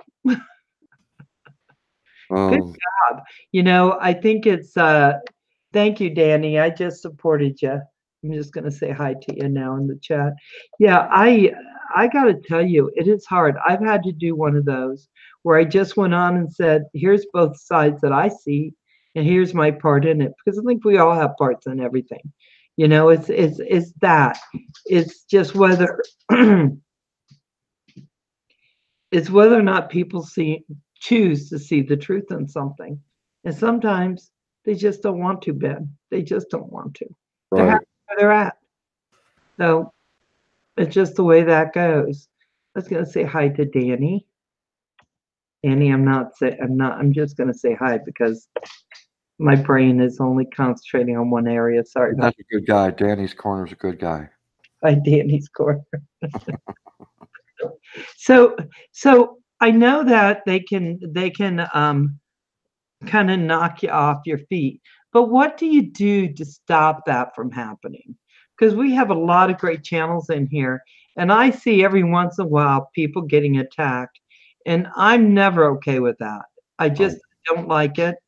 There's no answer for that. It won't stop. As long as social media is out there, it's always going to be there. It's always going to be a part of that platform, whichever one you use, Facebook, Twitter, YouTube. It's always going to be there. You can't get rid of it. And they give you these tips and tricks to take the higher ground, ignore them, and eventually they'll stop. They'll stop bothering you. That's bullshit. Excuse my language, but it is. It's bullshit. They do continue to bother you. Until they get tired of it. It's until they get tired of it, right? And like I said, this one person bothered me for 10 months, and finally they let up and they let go. So 10 months is a long time to put up. That is a long time. It is, and it wears on your psyche. It does. You're a human being. You don't want to hear it. It's kind of like that waterboarding, right? No one's had that experience, I'm sure, here in the chat, but to have that experience of this water just dripping on your head constantly, and eventually it's going to drive you crazy. And that's what some people on YouTube, the haters, can do. It can drive you crazy. So back to this guy saying, excuse my ignorance, but what on YouTube can someone possibly be attacked for? If I were to answer that, you get attacked for not doing things completely the way other people want you to do. I was attacked because I didn't want to watch someone's channel. It wasn't my type of channel. I didn't like some of the stuff going on. So I stopped. People got mad. People got very mad. Another good example of people getting mad is a wrench. Now, who would guess that a person would get mad over one of those wrenches out there? But God forbid, if you take away a wrench from a certain person, they will go ballistic. Yeah. They will do a video on you telling you and the whole world, all their subscribers, how upset they are with you because you took away their blue wrench. And it's like, well, wait a second. I've got a life outside of YouTube. It's not based on a blue wrench. I've got a life on YouTube. It's not based on a blue wrench. It does not make you special. It does not put you in a certain level above other people. But some people look at it as a prize or a trophy of some sort. And they take it out of the atmosphere. It's like, are you kidding me? You know, and what? Have it taken away from you, and for you to be so dramatic about it and say, I'm going to come to your house and I'm going to kill you. That's how bad it gets. Or blue wrench. I love Russ. Joining about Northwest, he goes, Cap 7 still hasn't given me a wrench. I will be avenged. I hate wrenches. I think it's a terrible thing that YouTube created. I really do. I wish YouTube would be big enough to take care of the business. They can do the policing, not pit people against people, because that's what it does. It pits people against people. Some people want a blue wrench so they can take care of business of people that don't have a wrench that they hate when they come into a live stream. I've seen it time and time again. Well, I'm going to get a blue wrench. And then this person that I really hate, I'm going to block him from coming into this channel and all these other channels that I'm a blue wrench at. People just, they go overboard with this stuff. Drone 7 wanted to know he was kidding. But no, I get it, droning. I don't believe Russ. I think he is a bad apple. Even though he got all his hair like totally shaved off. But you know, some people can relate to me when I talk about this. It's a real thing out there. You know, there are some channels I honestly won't go to. I would love to watch. And because I'm going to tell you the flip side of this, the people who don't like me on this one channel all have wrenches. I don't. Wow. I go in, they start laughing, and next thing you know, I'm typing. Nobody's answering because nobody's seeing my comment. So Wow. I just decide I'm not going to bother anybody. You know, I'm not going to ask, oh, make sure you give me that. I'm just going to go and let them have their channel the way they need to. But it's just everyone gets to have their own channel. It's Roger told me once, it's called YouTube. YouTube. Yeah. Well, the other thing that's kind of disturbing is the thumbs up, thumbs down. And for people that are not as strong as others, when they get one thumbs down, they're devastated by that fact. It's like, wow, who out there would have given me a thumbs down? And I'm speaking for everyone, but who would give me a thumbs down? My content had nothing to do with hating on anyone. It was just a video on harvesting corn in a farm field. How would you get a thumbs down for that? Well, back in the day, supposedly the thumbs up and thumbs down meant it was to grade that channel. It wasn't used for the use of hate or anything like that. It was as a grade. Maybe you can improve your channel by doing this. Right now, I'm going to give you a thumbs down because it's not the quality that it should be at. So you're judging people already. And now this is what the true thumbs down means. And I'm telling everyone out there right now, all 33 of you, the thumbs down isn't for, grading a video. And your video could be the best in the world or it could be the worst. That's not what they're giving you the thumbs down for. The reason why they give you the thumbs down is because of you as a person. You've had some sort of conflict with that person in the past. That's the reason why they're giving it to you. Don't think otherwise. Or it could be one of their friends. Oh, well, you made my friend angry, so I'm going to give you a thumbs down. Well, you made my friend angry. I'm going to give you a thumbs down. So you got 3, 4, 5, 10, 50 thumbs down. Yep. Because of you as a creator or you as a viewer, not because of the quality of your video. That's the truth. That's true. So, yeah, I'll tell you what I do. I go on, I read every comment. I don't always comment right away, but at the end of the day, I'll comment on every comment someone sends. But if it's garbage, I delete it. And people go, oh, you shouldn't leave it up the lit. No. You don't get to hate on me and have me just go, it's okay, leave it there. Now, having said that, I have some cooking videos and someone goes, this recipe didn't turn out for me. I'm not going to delete that because it's just didn't turn out for them. And it's not, they're not hating on me. They're just saying what they're thinking. Right. That's very different than going, you're fat and stupid. Yeah. Because I can't seem to fix either one of those things. If I could, maybe I'd be okay. Now I'm brilliant and thin. But I just get rid of it. Hey, Happy Hunter, thank you for coming in. I'm not going to ever sit there and leave garbage on my channel. I'm just not going to give people a platform for that.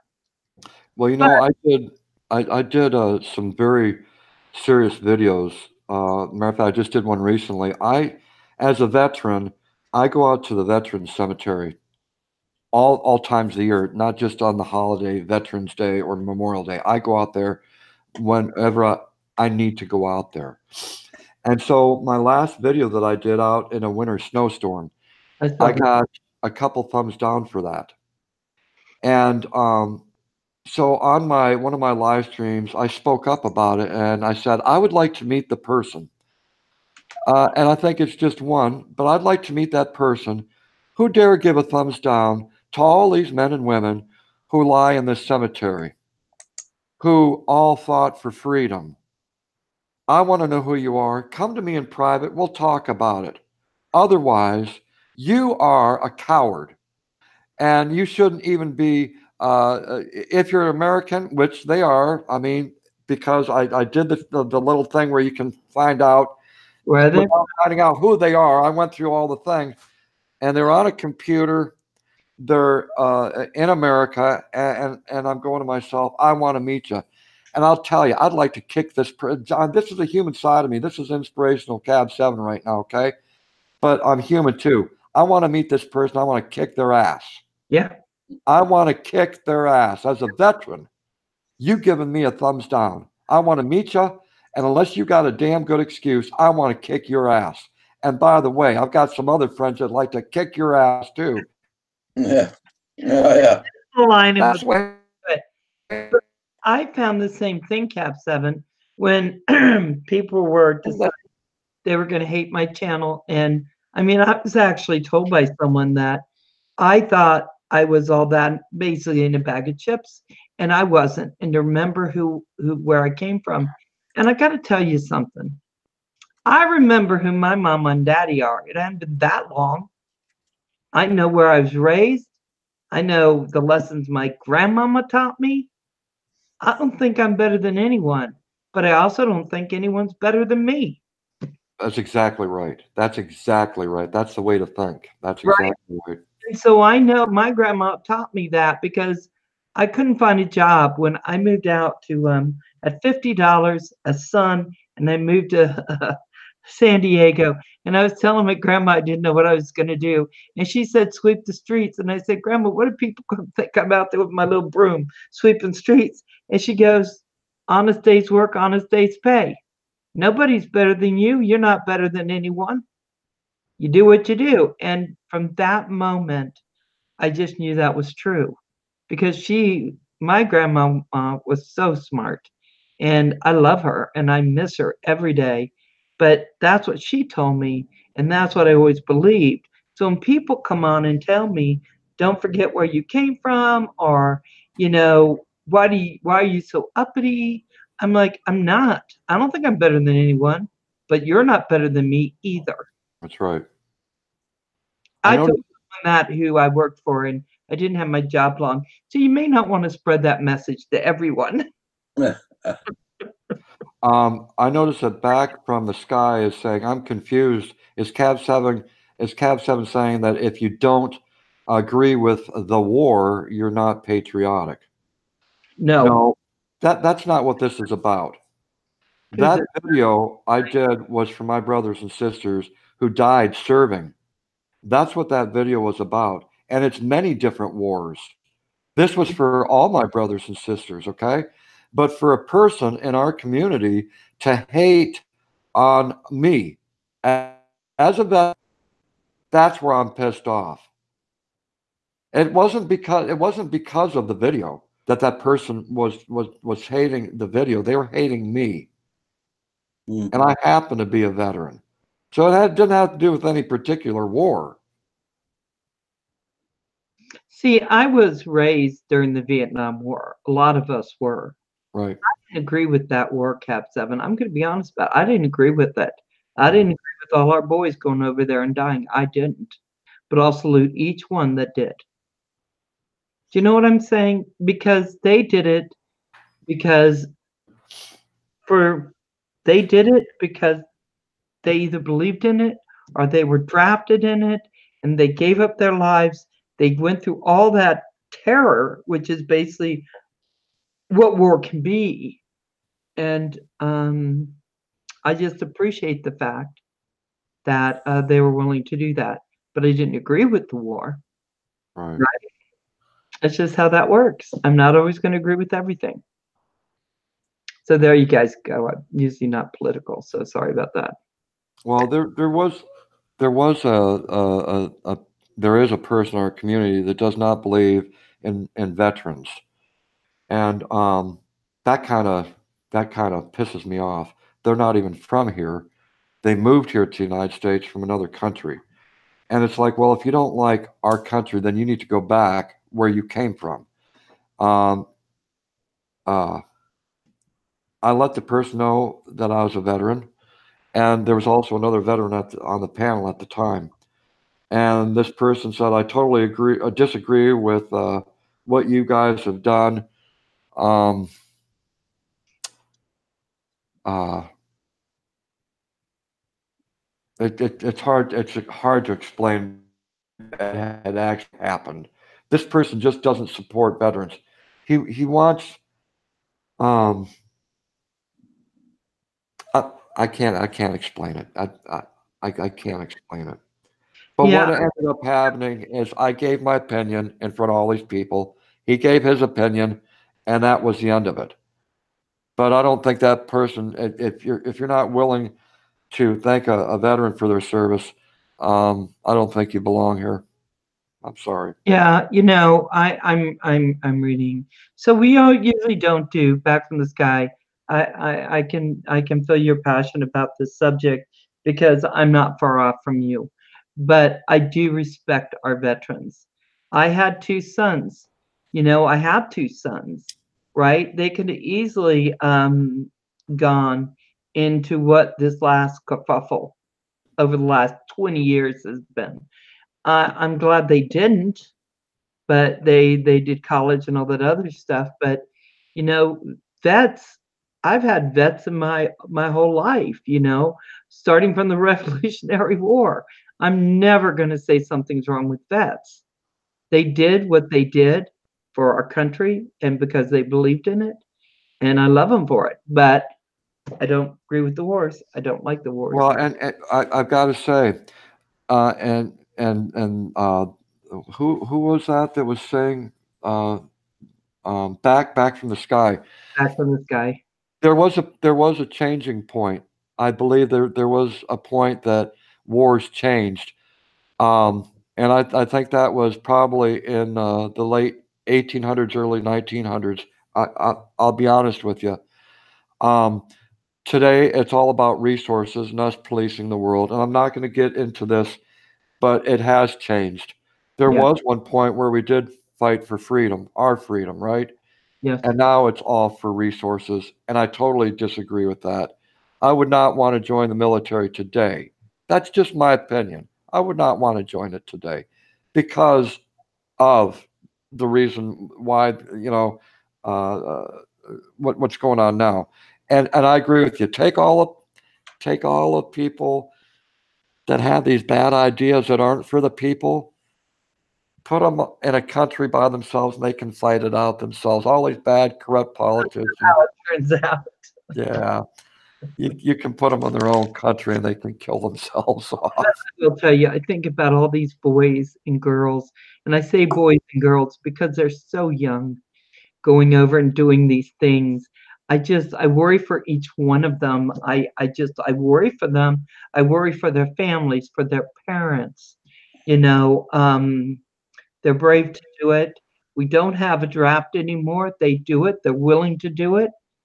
It takes a lot. Takes a lot. So I salute all of our veterans, all of our vets. Right. I wish we just didn't have the politicians around the world that we have because they are corrupt and they're not for the people at all, period. They're just not. Well, it's kind of like both sides, right? You're like, this side's really good, but this side isn't. No sides are very good. Well, Wherever they are, we're still where we're at, and we're still having a hard time.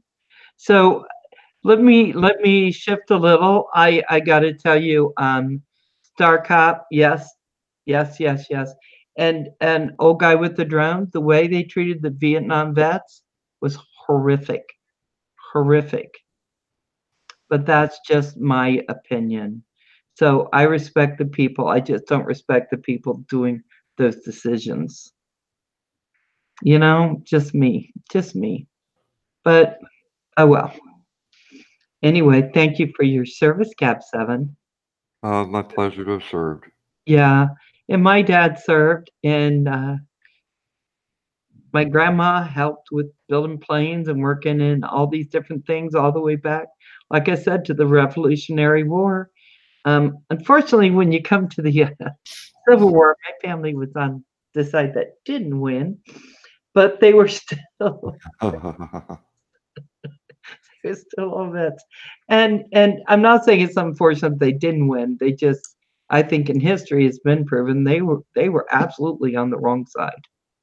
But they did what they thought. Anyway. So Ben, let's talk about what you want to see with your channel now.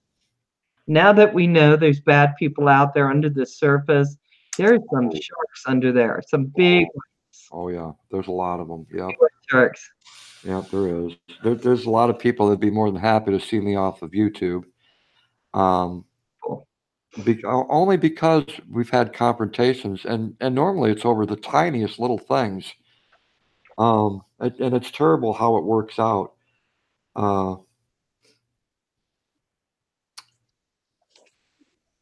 The future of my channel is continue to do what I'm doing. I want to lift people up that are hurting. I do. And I'm very passionate about that. I love singing happy birthday to people. And it might be that one particular person, it might be their birthday. No one cares about them or their birthday, but I do. And I want them to feel that because that's the way I feel. Your day is important. For those people that are just looking for a little bit of hope, I want to try to give you the hope. Whatever I've got, I don't have all the answers. I don't. I have very few. But I'm going to do what I can to continue to lift people up one person at a time and be the best person that I can be.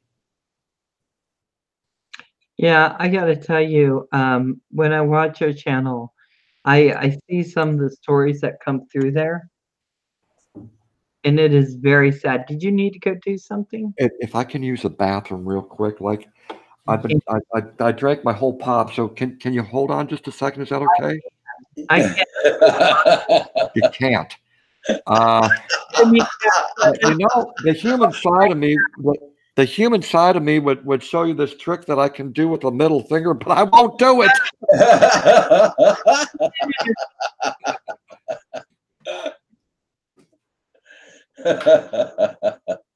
That was a good one.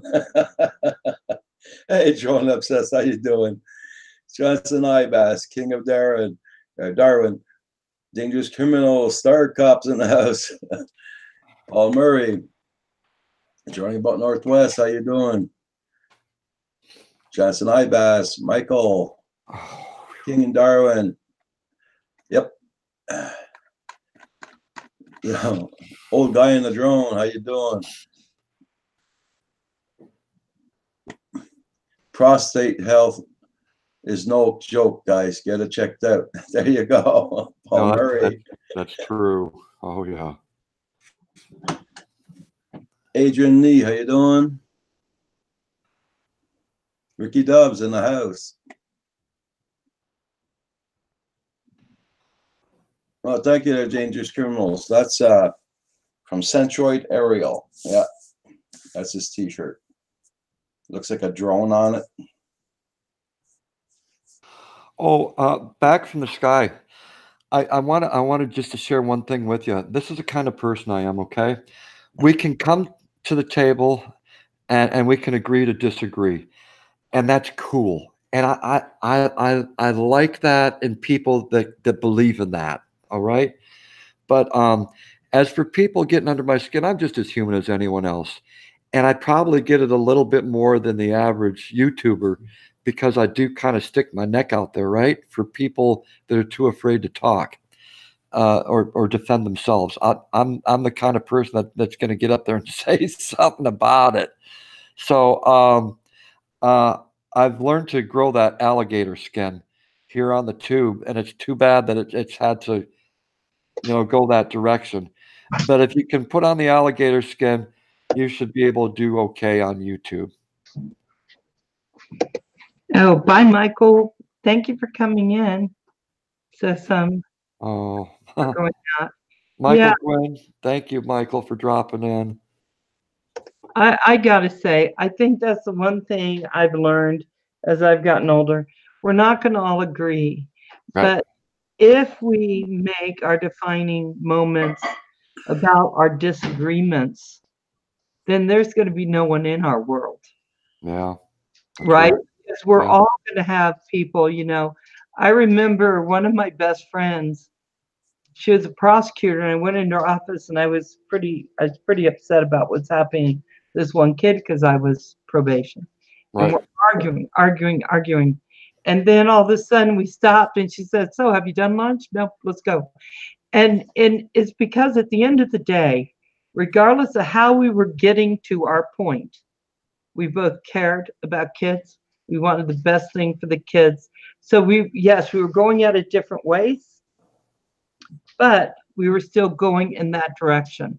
And so we Right. had lunch, and have we disagreed? Yeah. She's really a staunch Republican, and I'm not. So yes, we're always going to disagree, but I love her to death, because you can't take those one tiny things that you disagree with and have them completely define that other person. So on YouTube, that's why we don't do politics. I don't do religion. I don't want those things. That's Yeah. big things, but I don't want them defining the people in my community, because I we have agree. much more we agree on than we disagree on. Yeah, I totally agree with that. I've seen some bad fights on YouTube when it comes to politics and religion, the big two no-nos. And so I don't bring it up on my channel as well, my live streams. I won't do it. Um, and when it comes to the religious part, I've always said on my live streams, I don't care if you are an atheist, if you're a devil worshiper, if you're a Christian, everyone's welcome here. And I'm not here to judge no one. And that's true. I'm not. I'm not going to change no one. I'm not here to do that. I've got my belief, and that's just the way it is. I don't throw it down anyone's throat. So, and that's the best way to be, is just to, hey, respect other people. And disrespect with a drone tread on me. Last political thing I'm gonna say. Thought I was a Republican, but actually libertarian. Leave me alone. I'll leave you alone. Back from this guy was saying, I used to walk kids home from school because bullies would threaten them. Yeah. I've done some of what I do is I go into schools and I'll do circles, or I'll teach them how to get past that point so the bullying can stop. And so, I poured my heart out on a live stream about two of my friends that committed suicide. And it's a real thing. It really is. My one friend was 17, and my other friend was 76 or 77. He was a pastor. And I saw both of them, their bodies. I witnessed that. Not while they attempted it, but it was after the fact. And so I spoke about it. And a lot of people can relate to that topic of people ending their lives because of bullying, um, or because of other certain circumstances. Well, I got thumbs down for it. And I mean, I broke down. I mean, because these are my friends I'm talking about. I miss them like any friend would miss a friend. And everything that I poured into it, these people still had the goal to leave me a couple thumbs down on that live stream. And it's like, how sick are you?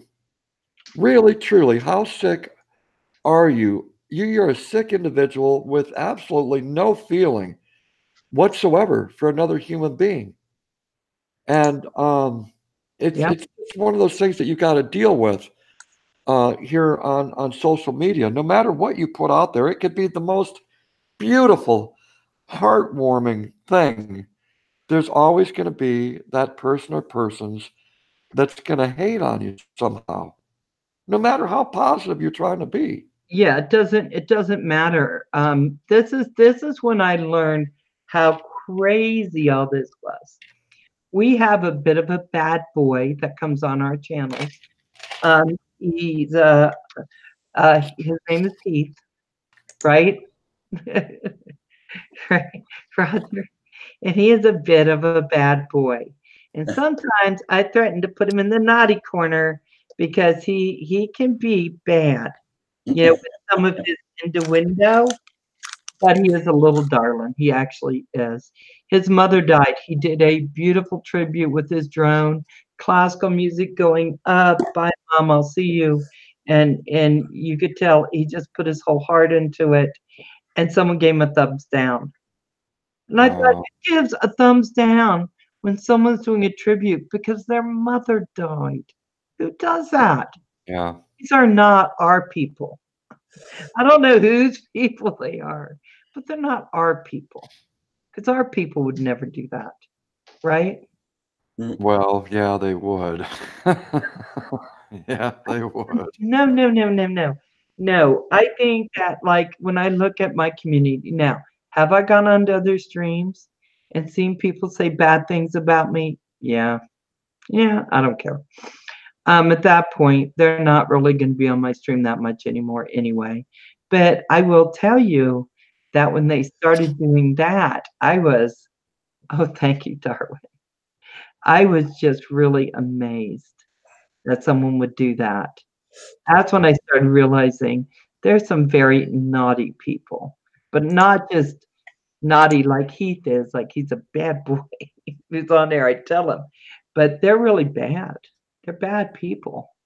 Well, I'm all over YouTube, and I go into a lot of different communities that some of you would probably not ever go into, and to see what people are willing to do to another person, to I mean, to actually want to end their life. People actually going to meet other people, hoping that they're going to be at this certain location so they could end their life. It Kids being taken away because of CPS. I've actually witnessed that on a live stream. Kids being taken away from by the cops. Divorces because people were lying about other people because of the hate. I mean, there's just so much. People losing their jobs, their Social Security, disability. I mean, why would people go out and do this stuff? I don't get it. Song. Yeah, I don't either. And To we've destroy heard someone's about life. SWAT teams coming in on some of our guys. That's becoming popular here lately. I've got 5 friends that this has already happened to. 5. Gee. 5? Yep, it's happening more and more. Is it young people doing it or is it older people? Do we know?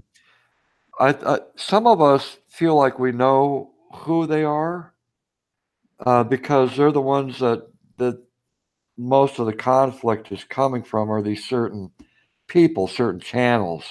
We have a feeling, but we don't know. That's the problem. We don't know who it is. So a lot of people assume, and then that can start up another problem because you're assuming, you don't know the facts. So it's frustrating, especially when it happens to channels like a 77-year-old woman, 77 years old, a sweetheart, and she was swatted. She would never hurt a fly. Unbelievable.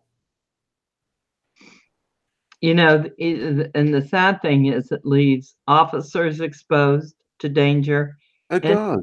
being exposed to danger Yeah. because people are being incredibly, incredibly stupid. But I've noticed that on some of the channels, like when they go, it's a prank, Yeah. they're doing stuff. It's kind of scary. Like that one guy that was throwing water in girls' faces, pretending it was like acid.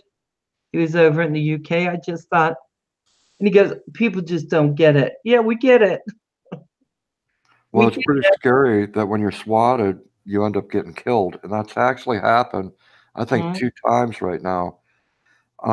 It is a very scary thing, and these people who think it's a big joke, uh, I hope that their day is coming. I really hope that their day is coming because you're going to say to yourself, it was never worth it to begin with. Right, right. Hi, Nightbot. No, Nightbot cares. Hey, no, Nightbot Care, good to see you. Yeah. So yeah, I got to tell you, it's a worry for me, but I also think that we have to kind of pull past all this because somehow, see, I'm one of those who believes good will always win out. Mm. And I get the real world, but I can't help it. I just always think so.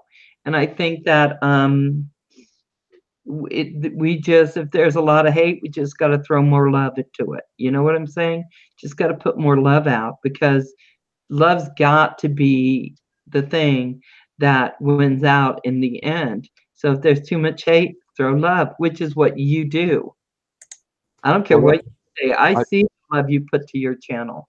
oh yeah, and it does. It does come from my heart. One, I make this analogy a lot that there's two groups of people: the haters, bowlers, bashers, just the bad people. They're on the side of the tracks, and then you got this group of people, which are the ones that want to lift you up, the ones that just want peace in their life. They don't want people, getting up in their business and stuff like that. So this group over here is quite large, and then you got this small group of people that are quite the opposite of the good people. And who knows what their past consists of, then the reason why they're the reason why they are.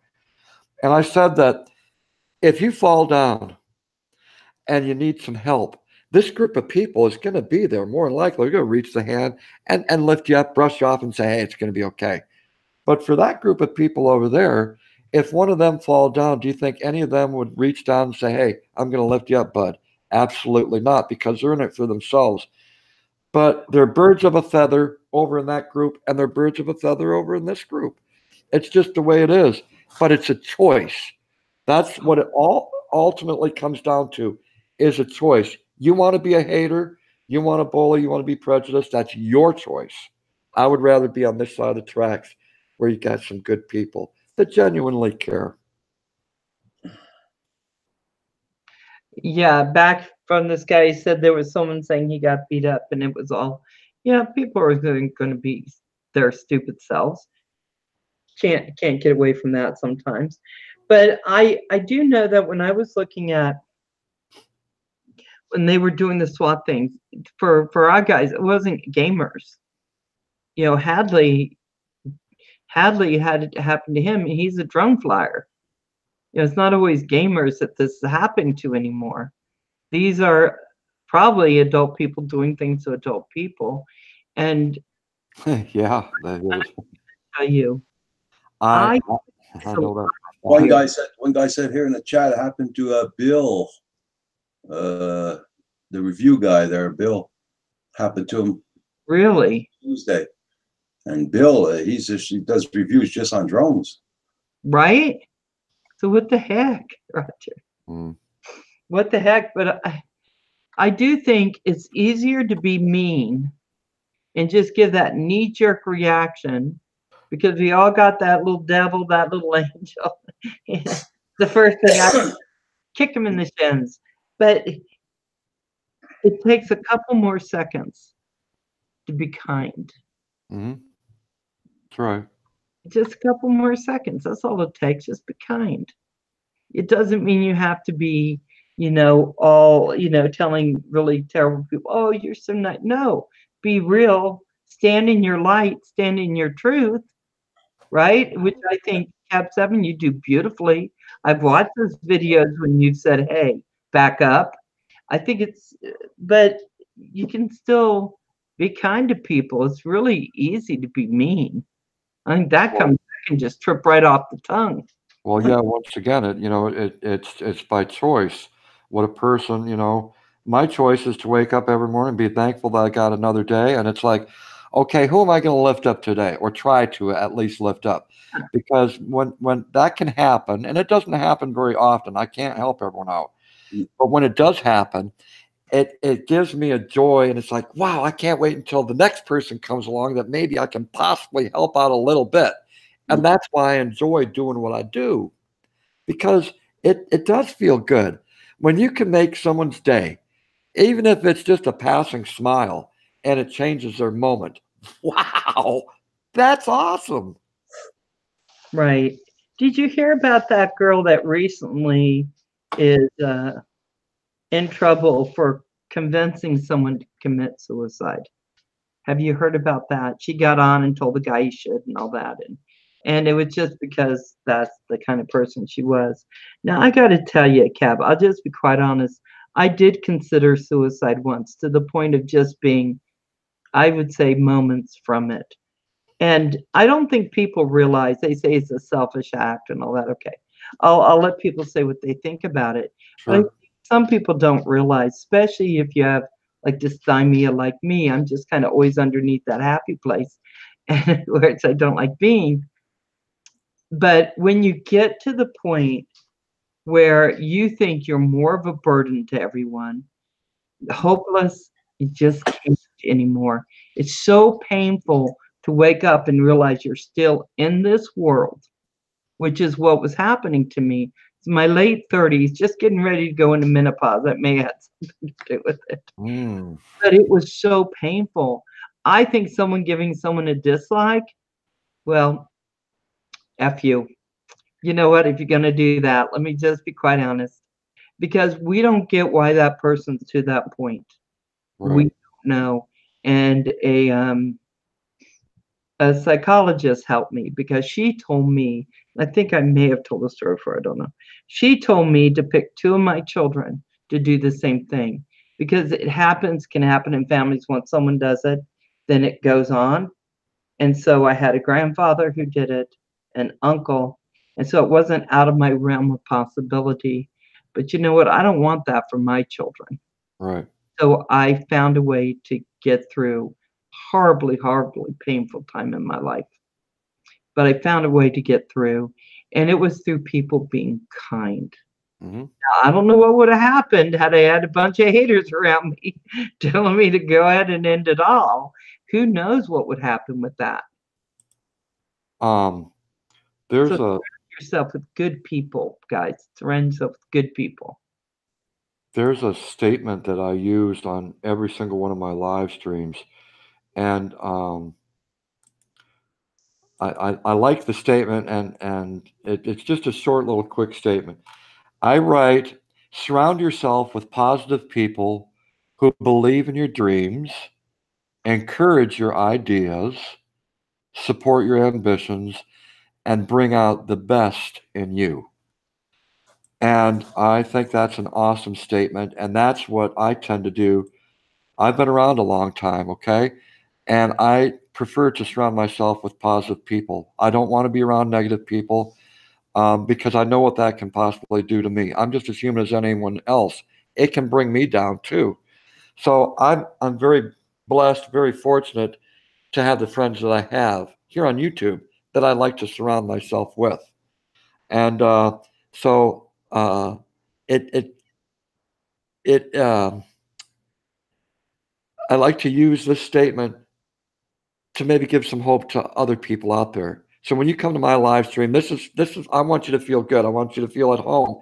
I'm going to accept you just the way you are. All of us are different, but I'm going to accept you the way you are because I can't judge you because I've made my own mistakes. I've failed at a lot of things in my own life, you know? And so how can I judge you when I've made so many mistakes myself? And probably a lot of the same mistakes that you've done yourself. It makes me to be Yeah. what a hypocrite. Yeah. You know, all the people in the stream tonight are so great. Looking through some of the comments. Jacqueline, thank you for coming. I just love seeing you. Okay, so Darwin's son. Thank you. You'll love Jacqueline's channel. Yeah, we do learn from mistakes, don't we? Some of I us. haven't made so many. Some of us learn by our mistakes. Trust me, I've made several mistakes over and over and over. I still think eating chocolate cake will make me thin. Yeah, I'm right. sure it's still working that way. Yeah, exactly. So what kind of streams are you going to, Cap 7? I've known Ben, I've seen you in Rogers, and it's always such a thrill to see you come into Rogers' stream and talk with them. And what other streams are you going in right now? It all sorts of different from the drama community, which I love the drama community because I really I to see their lives and what they talk about.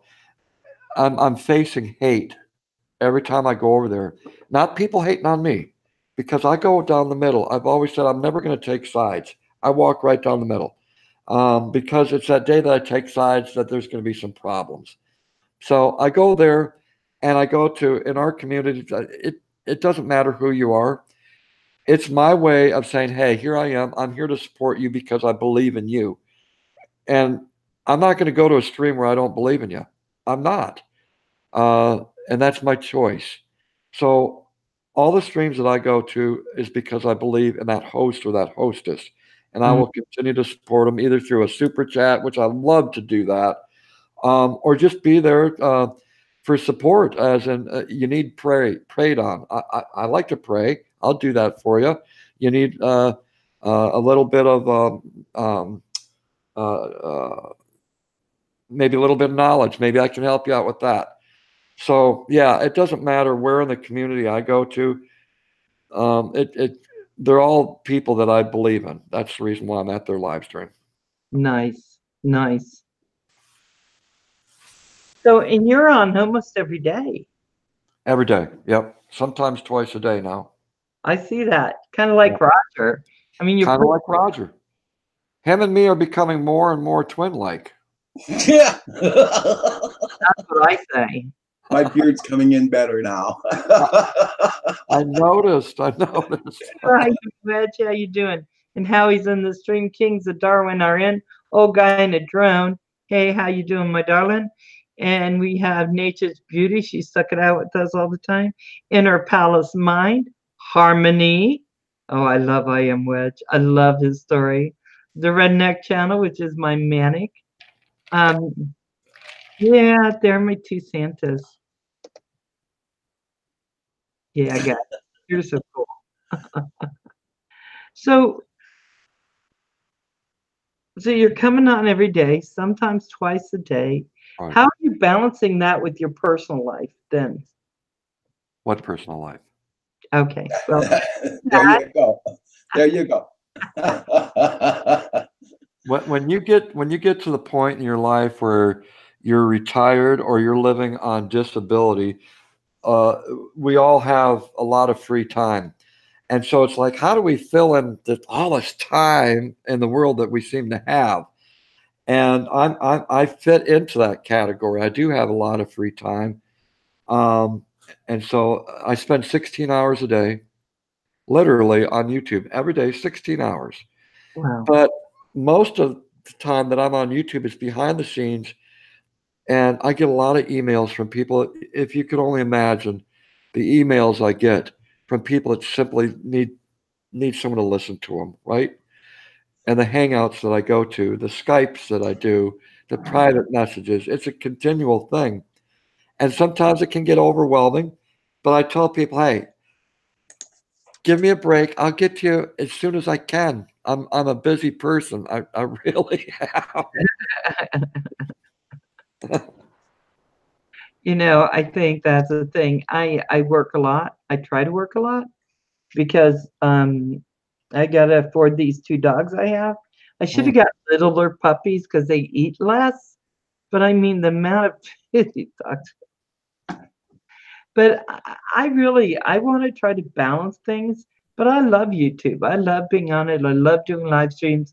I like going on your live stream. And of course, Roger's my guy. And sometimes there's not enough time in the day.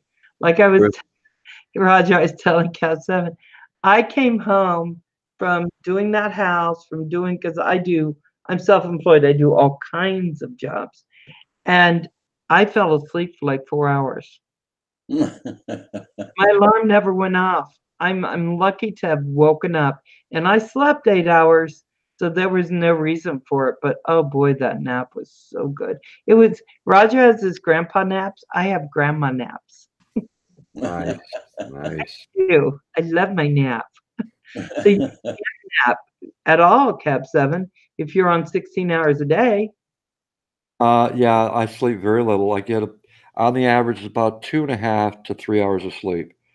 And it's something I've dealt with for about 28 years. So from time to time, in a rare instant, it catches up to you. You can do a straight run for 3 months, and at the end of that 3 months, it's like, woof, You fall asleep and you get 6, 7, maybe 8 hours of sleep. And it's like, wow, where did that come from? Because you're not used to it all at once. Yeah. Oh my God. But Roger and me were talking, and we both agreed. When you're retired or when you're on disability, either one, you got a lot of free time, and it's nice to just hang out with like-minded people and just hang out. You might be living out in the middle of nowhere where you maybe not got friends that you can hang out with or talk to, whatever.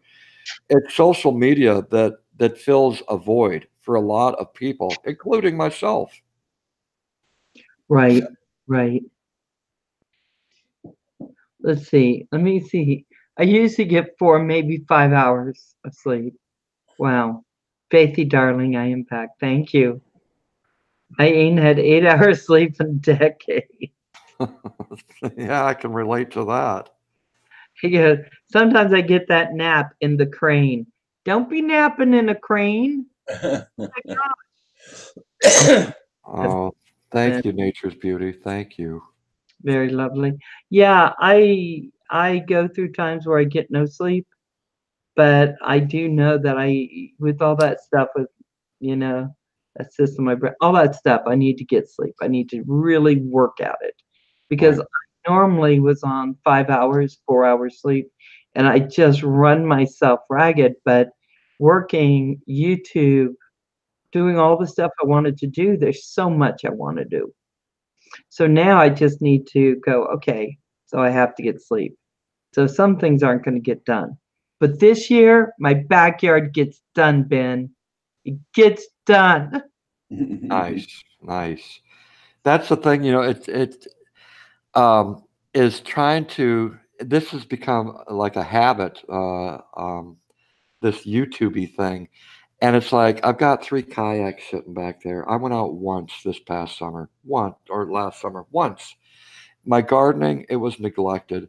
I could have put a lot more work into the gardening, but I didn't because I was here doing what I enjoy doing. And I've got to remember that those things, the reason why I have those kayaks is because I do enjoy it. And I've got to kick myself in the pants and say, Ben, you're not turning on the computer for half the day today.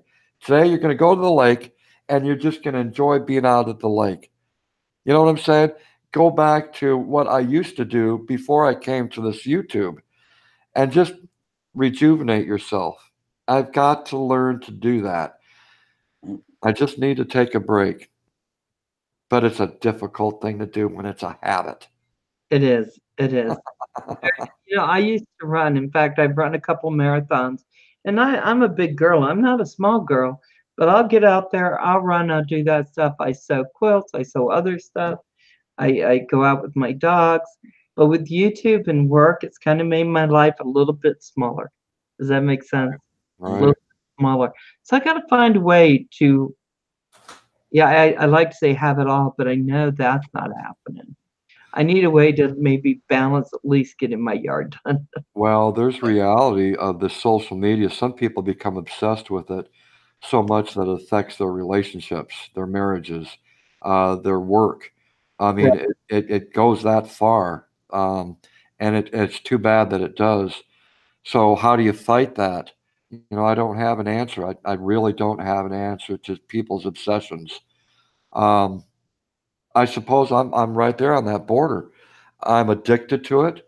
I've got an addictive compulsive addictive behavior. I do. Uh, and YouTube is one of those places. Um, so what's the answer? I don't know what it is. I don't know what it is. And I like to think that I don't have an addictive behavior, but I know why I came on YouTube and the reasons why I continue. We all have our reasons, right?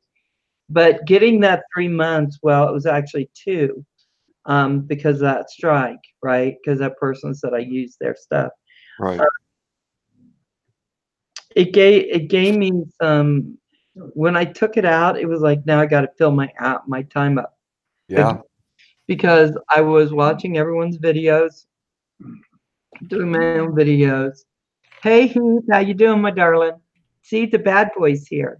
I was talking about you earlier. Did you know? So everything was happening.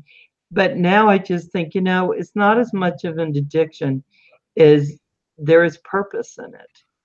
And Ben, for you to be on, there's purpose in it.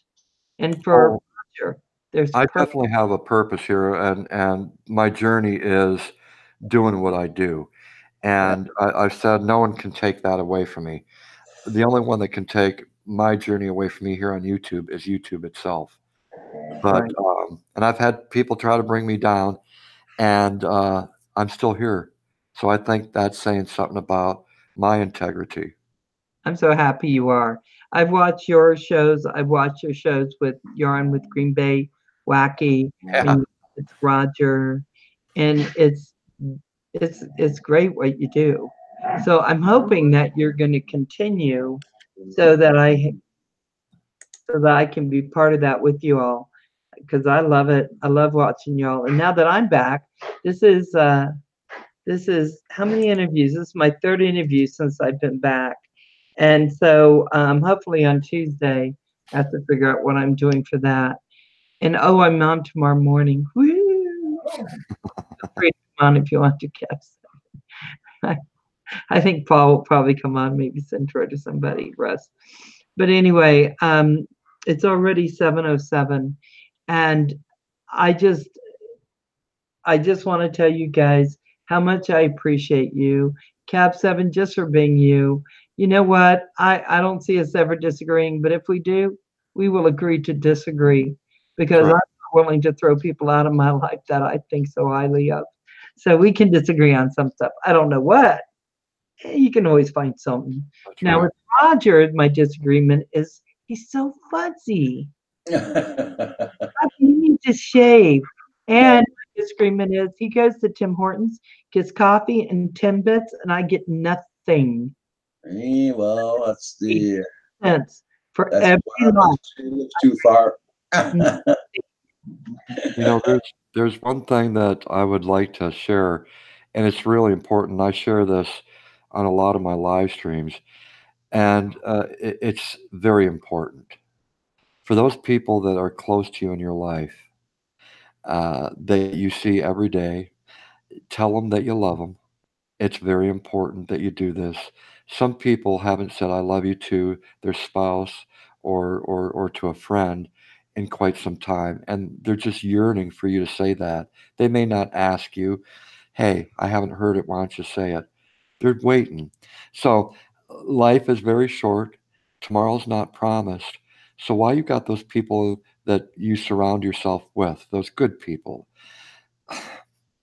tell them that you love them. And if you're blessed to have kids, tell them that you love them 100 times a day, because eventually, when they become adults and have their own families, they'll pass that forward to their kids and say, "I love you. I care about you. And I'm proud of you." So I just wanted to end with that because it is important. Hey, Artsy Studio. We're almost getting ready to go on. I'll give it a couple more minutes because I know that Roger needs more time because he's older to say goodbye. Roger, that was a dig. I think that was a dig, Roger. Hold Yeah, on, it Roger. was. Let me get a receipt. I need to get a receipt of that. You know what? Since she said that, Paul's always saying, "Did you get a receipt, Paul? Did you get a receipt?" Paul went away. Bad Paul. No, Paul Paul must be in the background. here as much as we are. He probably needed to go out. I tell you, Cap, something you said. That's probably why I stay single. Oh, thank you, dangerous criminal. That's why I stay single. It's really hard to balance everything out. And see, I've tried that 3 times. That did not work well. I'm just saying. I'm good single. I'm good single. That way I can stay home, play with my dogs, go to dinner with friends, and it's just easier. I'm too ADD, can't balance everything. It's hard to balance. And that's okay. That's okay. Yeah, I think it's just easier for me. Right, Roger? Yep. See, Roger stays home, he eats his dinner, takes care of Kim. Kim needs taken care of. Sad Kim. It's nice to be the boss of your own self for whatever amount of time you want it to be that way. Hmm. You know what? I think that's what it is. I think that's pretty much what it is. It's just been 11 years. It's pretty good. Nice. I know. I It's had nice. 3 years. Huh? I had 3 years of the single life, and it was very nice because there was no one telling me what I needed to do or what I needed to get done. I had schedule this, schedule that. It was like freedom. Just all running around. We're just all running around single. It's worked for me because I can do some of the stuff I want to do. Yeah. Yeah, nature's beauty. Yeah. See, sometimes you just need that time. My wife was begging me to go back to work last year. I took 8 months off, but she's saying, please go. Yeah, I do a lot of work, and it makes it a little bit easier. That way, I'm not saying, well, this is why I have to work. Right. I go out, I do it, and nobody's giving me a hard time about not making dinner. Exactly. No, I Exactly. like cooking. I don't always have time. Oh my gosh. Oh, by the way, Val, I'm a lifer at your channel, Life Without Parole. Yes, cool. Okay. I like that. That's cool. I do. I will say, I like how I'm living. I like the fact that I'm able to do so much. Oh, except for I do actually have a virtual husband. That's Heath. Ben, I was in the RAF for 9 years and went to war in the Falklands.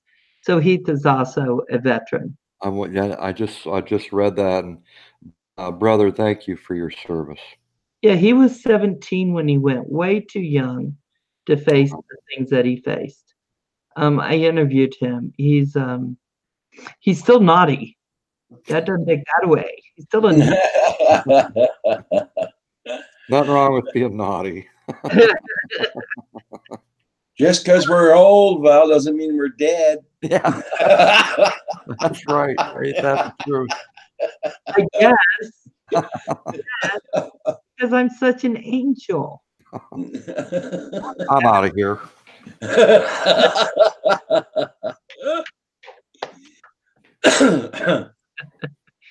Artsy Studio, that is his uniform in the back. Yep, that's right. He has his Air Force uniform and his Eagle Scout. So, yeah. So, did you tell me, Heath, really quick before I go, how is Millie Mae? Is Millie Mae hanging? It's his little puppy. She is a little dreamboat. His little Millie Mae. I am a lifer at Life Without Parole. Dangerous. Nice. Yeah, evidently I was not meant to be married. It wasn't.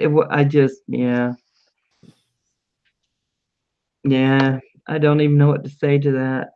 I had an uncle that was like that. And in his older years, he ended up moving in with my grandma until he died. I mean, but he was very content. He dated very little. There's a couple of ladies that he dated, but it was never anything serious. Well, hey, let's move in together, But he led the life he wanted to live, and he was content with that. So nothing wrong with that. Yeah, most of my aunts on my dad's side, all of them, in fact, when their husbands passed, they stayed single. That's just what they did. They were like, okay, I've done that. Now I'm just gonna. My grandma, the same thing. Can I say something about that? Huh? Can I say something about that? It's funny that you say that. I told Marlo, I said, this is it. I'm gonna be 55 soon. I said, I don't want to start all over again. If anything ever happens to you, there's no way I could be with anyone else because it wouldn't be fair to that person. Because I would continually say, well, this is how Marlo did it. That's how Marlo did it. This is Marlo, me went here. It would be a continuous thing. We've been together for 14 years. To some, that may not seem like a long time, but so much has happened in that time. and the ring will never come off. And so that's the way I look at it. I'd be single the rest of my life. I would prefer it that way.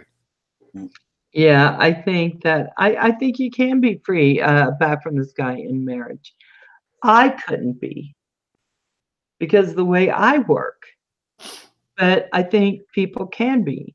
So I think the one thing we have to remember, and it's just something I think, is that we all work differently within relationships. And, I'm just half crazy in them. And I'm saying when I'm not in them, so I have to stay not in them. There you go. WIM wedge, beautiful. My stepmom and my dad been together, I don't know, maybe 40 years or something now. And it's a beautiful thing. And truly, if I could find someone like my dad, I'd probably marry. But that never happened for me. So, I'm friends with two of my exes, and they're sweet and they're nice and it's wonderful. But yeah, I change. I change. I don't mind saying that. I change. Right, Roger? Yeah. Yeah, some people do change when they're in relationships, and I do. So I don't like that. Hey, Patrick. So I just have to be honest with myself. 3D printing, I just want to say I'm sorry for your loss. I know that's tough. Oh, yeah, yeah, yeah. It's kind of thrown him back for a very long time. 25 years. Oh, beautiful, Ricky Duff. Beautiful. Right. Oh, no. Try to meet my ex's pure evil. Oh my God. Yeah, I gotta say, I don't think my exes are, well, no, but I don't think my exes are evil. I just think that we just had different ways of looking at things, and it's okay. I'm friends with two of them, so it's okay. Getting road closures from here. It's funny when you meet a person and you hang out and you get to know them for a few months. It's like, well, this is how I know this person. Now I'm becoming interested in you, and I want to form some sort of relationship. It's not until the day that you move in, and then you find out the other side of the person, and it's like, what the hell happened to you when we were just friends hanging out, and now we're living together? You are nothing like you are just being a friend. Yeah. I'm telling you, it can change things. It can change things. And depending on what you're used to seeing, I think, I'm just broken and been that way for a while. So I just don't put people through it. I just don't bother. Don't Yeah. put through it. They don't put me through it. It works much better for me. Have lots of friends, and that's just the better way for me to be. There you go. There you go. We just got to know our limits, and that's my limit. But, it is how it is. I'm okay with it. But, oh, Patrick Hullett, we're doing great. So anyway, on that terrible note, I'm going to go and say goodbye. Love you guys. You know it. I want to thank Cab 7 for just being here and letting me ask him all the questions he let me ask. You're very open. It's very beautiful. But I knew you would be because I watch your streams. So I knew that's the way it'd be. My pleasure. And thank you for asking me to do this. I really appreciate that, and I hope that maybe something that I said during this interview, that maybe someone might have gleaned a nugget of something positive. I hope. I have. So, who cares about anyone? No, I'm kidding. Okay. Yeah, Well, I am. Okay. I'm going to say good night to everybody in the chat. Thank you very much for coming in. oh, most definitely. Thank you, everyone, for being here tonight. Thank you for Yeah. supporting not only me, but our friend Val's Life, and of course, Roger there at Canadian Drone Hub. Thank you. Bye, my loves. See you later.